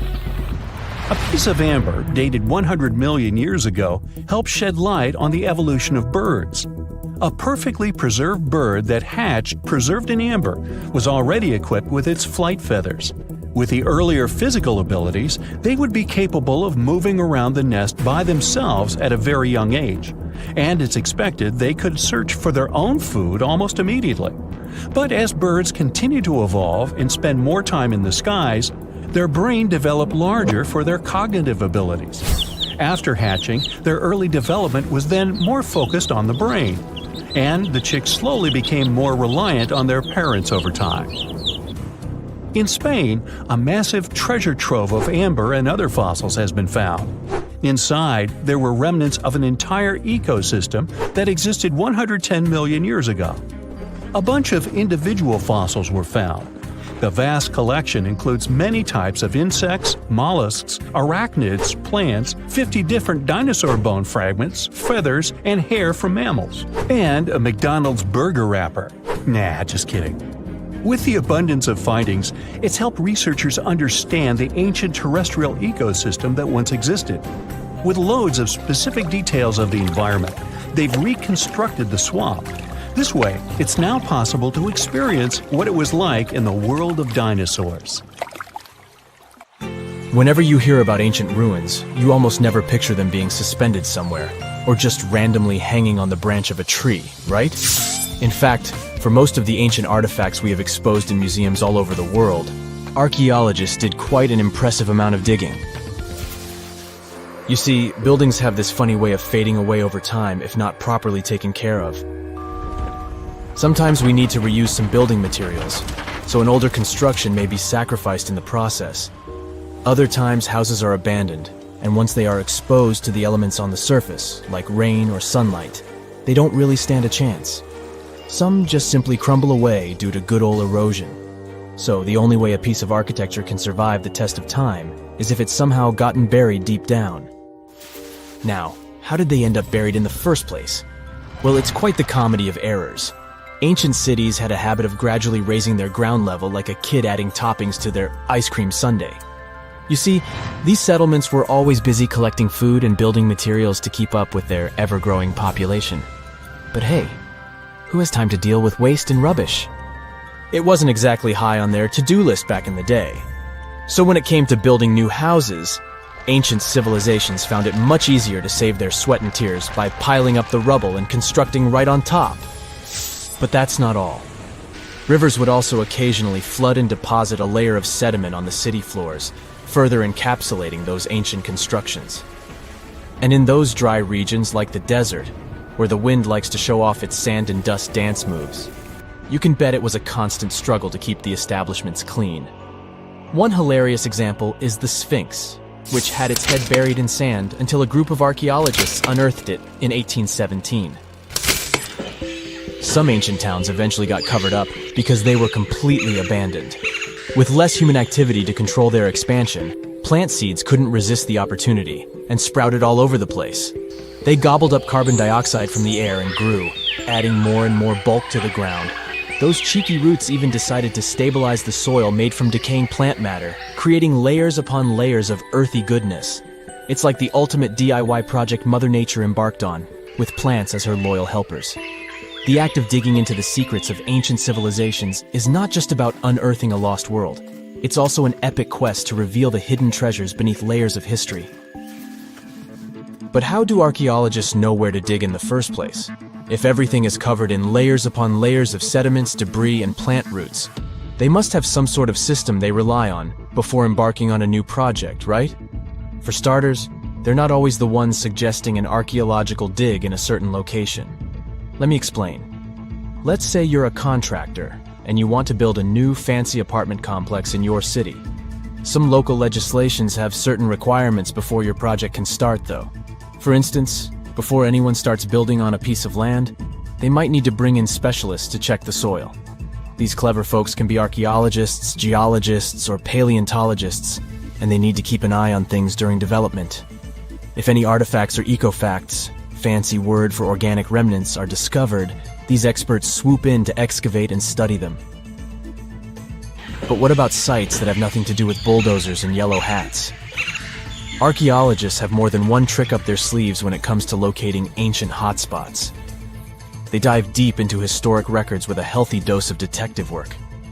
By sniffing out old documents and maps, they can piece together the puzzle of human activity in a specific area. If a site has been visited before, it's even better. Finding records of past excavations or historical accounts can give archaeologists lots of information on where to continue their treasure hunt. Before archaeologists start swinging their shovels, they engage in a bit of a visual scan mission. Armed with a grid system, they'll stroll around the site, keeping their eyes peeled for any artifacts that might be hiding just beneath the Earth's upper layer. From groundstone tools to historic glass and even ancient garbage dumps, yes, they're also valuable. These keen-eyed explorers can spot signs of human activity faster than most people. If they stumble upon midden soil, fancy term for a garbage dump, they know for sure that humans once called this place home. Archaeologists don't just rely on their trusty shovels, though.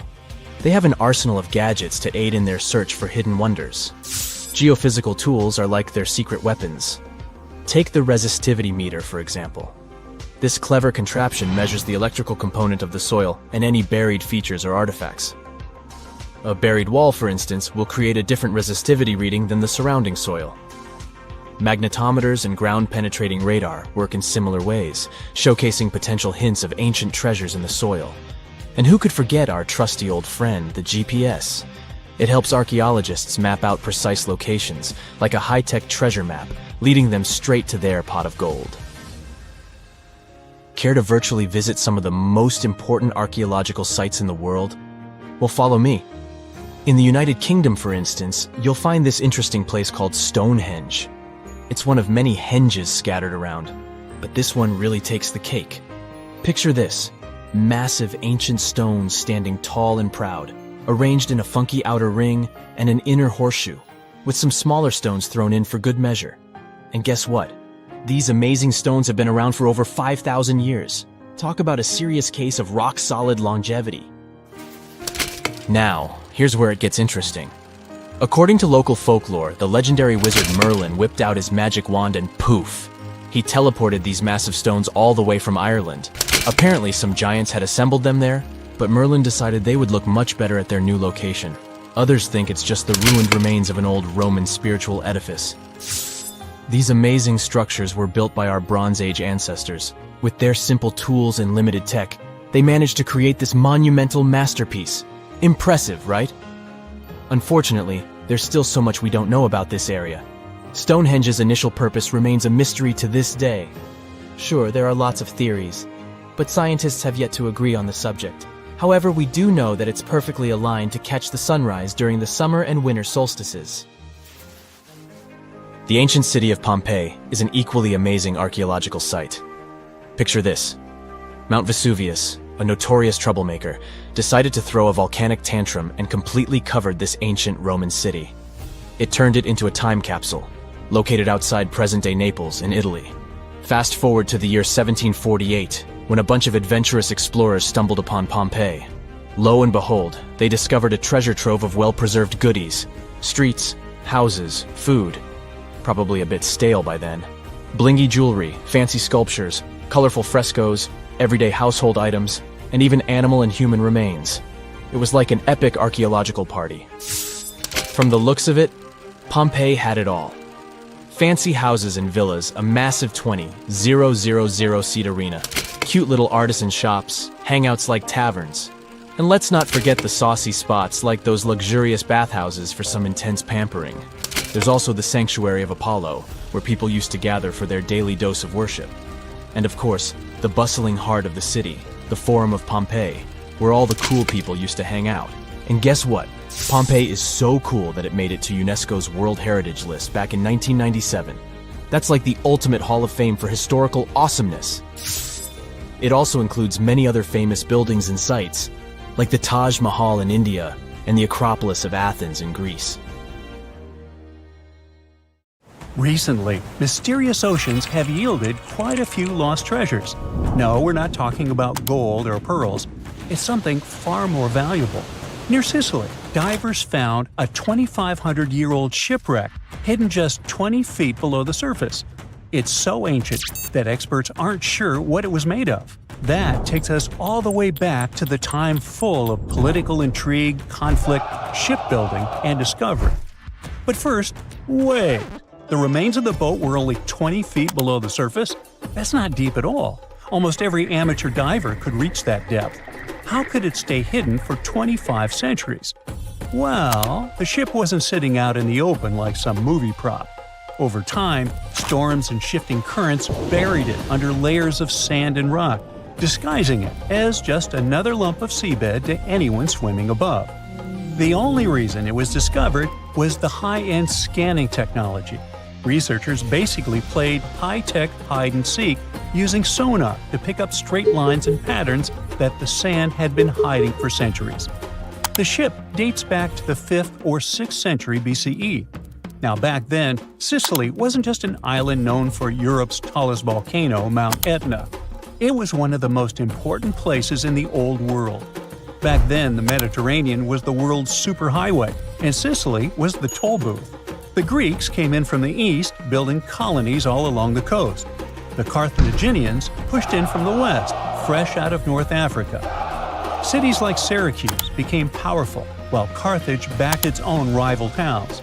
This led to plenty of standoffs, alliances, and even some naval battles, since controlling Sicily meant controlling trade routes.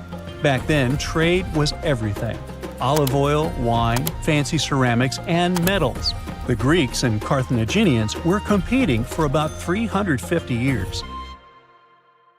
The mystery of the sunken ship only deepens. Was it a warship, a trader, or something else entirely? We don't know who built it or what the cargo was. Archaeologists aren't even sure what type of wood it was built from. That's how fragile and degraded it is. What they do know is that the hull was built using a super rare on-shell technique. Normally, ships start with the frame and then planks go on top. But not this one. The builders joined the planks edge to edge first, like a giant wooden puzzle, and added the ribs for support afterward. This method was only used for a short period in Greek shipbuilding, which makes the Sicily wreck an incredibly rare glimpse into some cool naval experimentation, which might also point to the ship's origin. But that's not the only thing. Divers also found several anchors nearby. Two of them were iron anchors shaped like upside-down T's, which probably came from the 7th century CE, more than 1,000 years after the ship had sunk. This means that there is still more to uncover. The ship isn't some random lucky find. It's part of something called the Kawakana Project. It's a long-running digging into Sicily's underwater past that's been going on since 2017. The mystery ship might be the biggest catch so far, but the team is going on expeditions every year, discovering something new and significant. However, that's not the whole story. We have 3 more recent findings worth discussing. First up, let's head west across the Mediterranean to Spain, where an almost identical story played out. Off the coast of Murcia, archaeologists pulled out something incredible: a 2,600-year-old Phoenician ship called Marzaron II. Divers actually spotted it back in the 1990s, but instead of lifting it right away, the team decided to let it stay in place.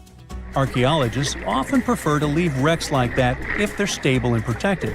Better to have an old shelf stable than to crumble it by moving it. Well, that worked until last year, when the sand started shifting, leaving the wreck exposed to waves, current, and decay. That's when archaeologists gave up and carefully lifted it plank by plank, like uncovering a dinosaur skeleton, only to piece it back together. However, here's the important part. Unlike most similarly old wrecks that crumble into pieces, Marzaron II is remarkably well preserved from bow to stern. The Phoenicians who built it were legendary sailors and traders.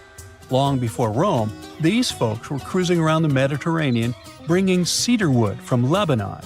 They also traded glassware, wine, olive oil, and their priciest item, purple dye. It was so expensive that only the rich could get their hands on it. They might have been the first to use the North Star for sailing, letting them cross waters that others were too scared to sail. Now, let's jump continents to Africa, off the coast of Kenya. Here, archaeologists may have uncovered a wreck tied to one of history's most famous explorers, Vasco da Gama, a Portuguese sailor who, in 1498, became the first European to reach India by sea. That single trip opened the direct spice trade route between Europe and Asia, making Portugal rich and powerful. The ship in question is believed to be the São Jorge, part of Vasco da Gama's famous final voyage. Records say it sank off the Kenyan coast during a storm, and the wreck divers found under coral reefs seems to be of the right era.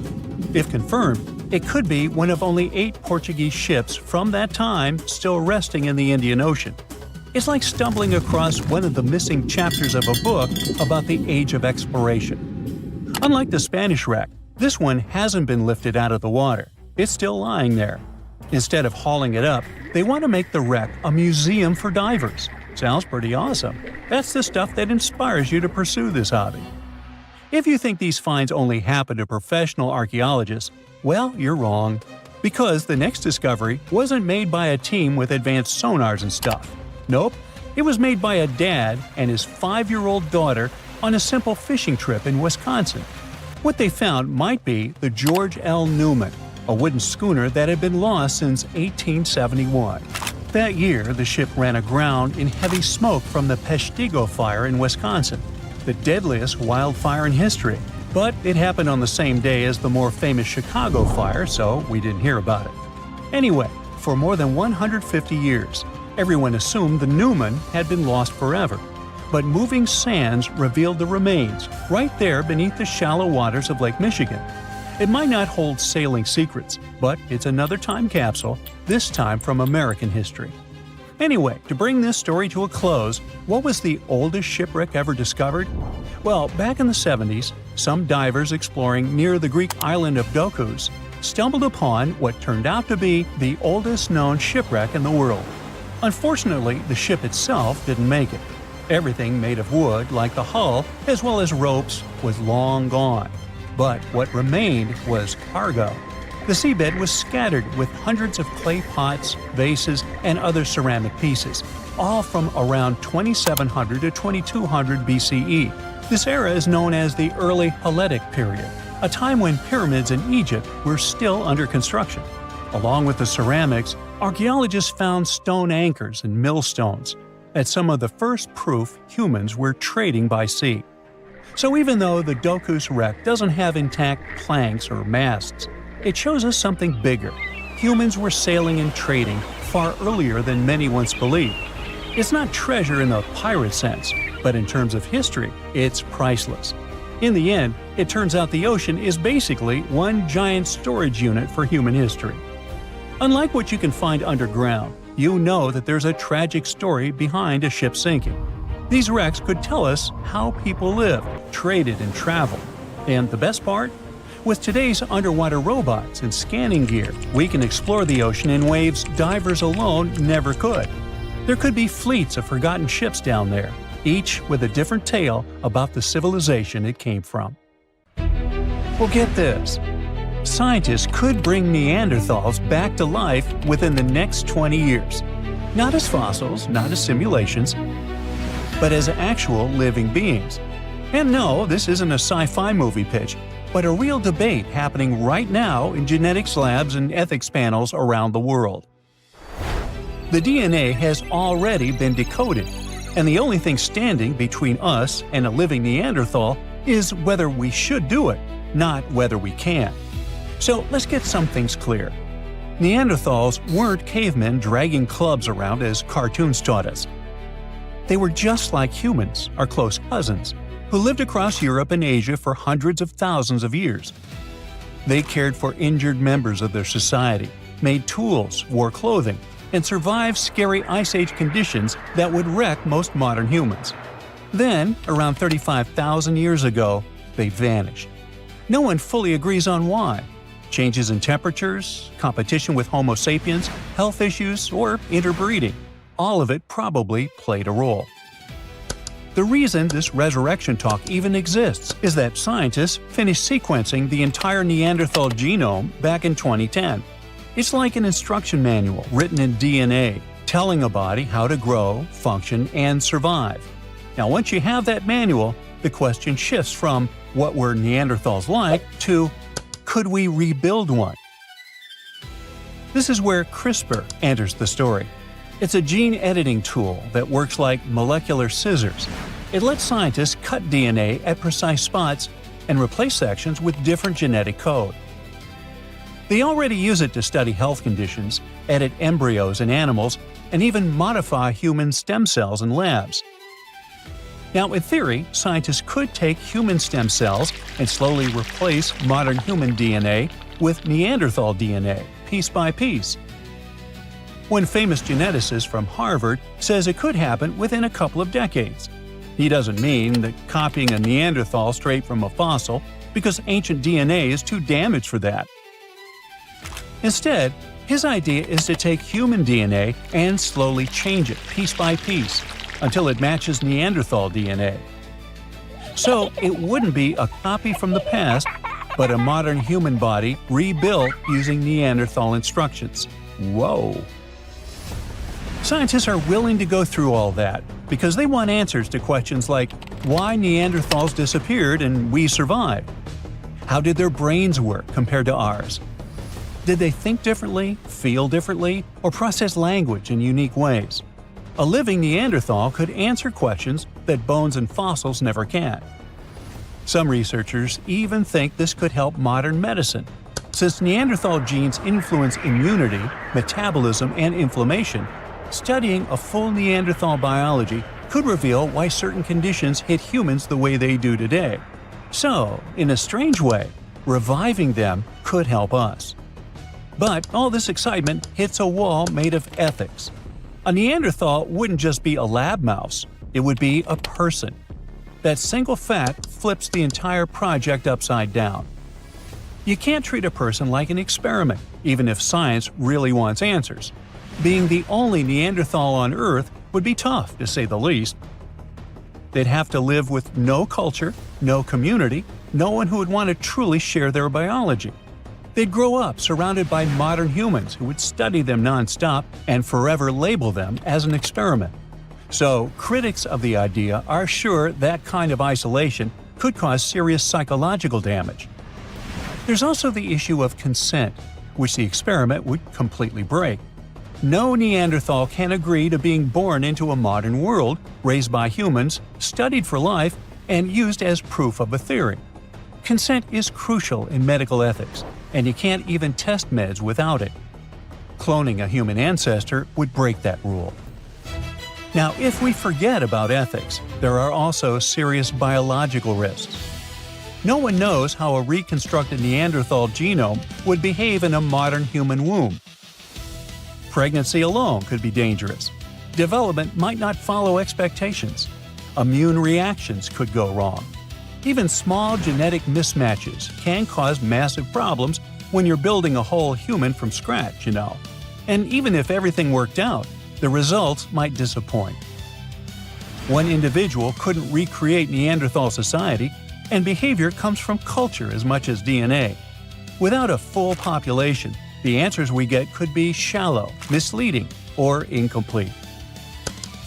The debate on whether we should or should not bring back Neanderthals is so intense because the possibility of doing so is very real. Genetic engineering keeps accelerating, and the tools keep getting cheaper, faster, and more precise. Right now, no lab has approval to try this. No Neanderthal embryo exists. But scientists, ethicists, and state officials already argue about rules, limits, and red lines, which is another proof of how close it feels. It also brings up the big question of whether scientific curiosity has limits and who gets to decide them. Right now, there's no law that bans resurrecting extinct humans. Once one country allows it, others could follow, faster than the rules can keep up. And then, there are scientists who counter all this with a different argument. What if not doing it is also unethical? They point out that we already revive extinct animals, manipulate genomes, and alter life at the deepest level. Understanding Neanderthals could help modern humans survive future climate shifts or mass health disorders. If Neanderthals thrived in extreme conditions, their biology could hold survival clues we desperately need. From that perspective, if we refuse to explore this knowledge, it could cost the world many lives someday.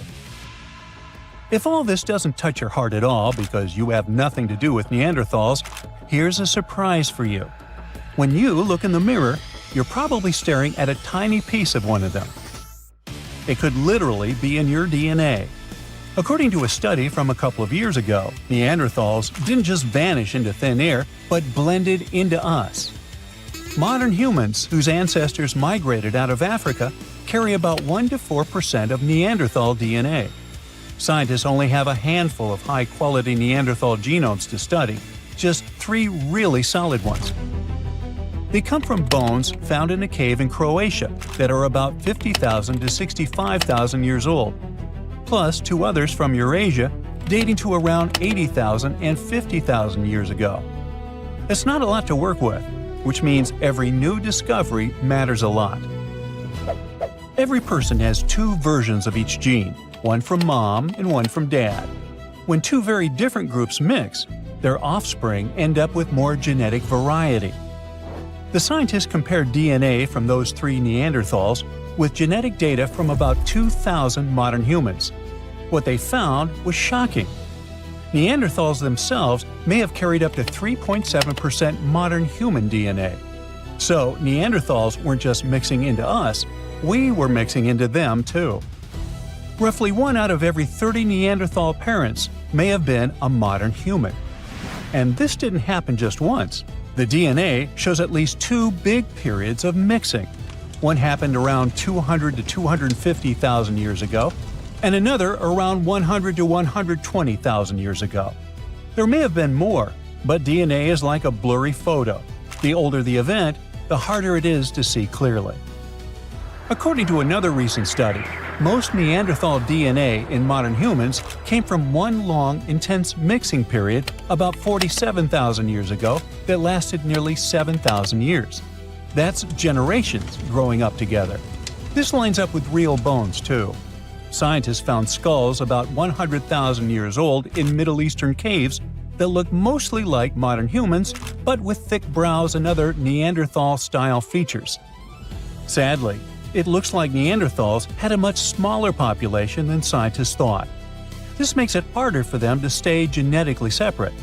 As waves of modern humans kept moving out of Africa and mixing with them, Neanderthals didn't disappear, but dissolved into the larger human population.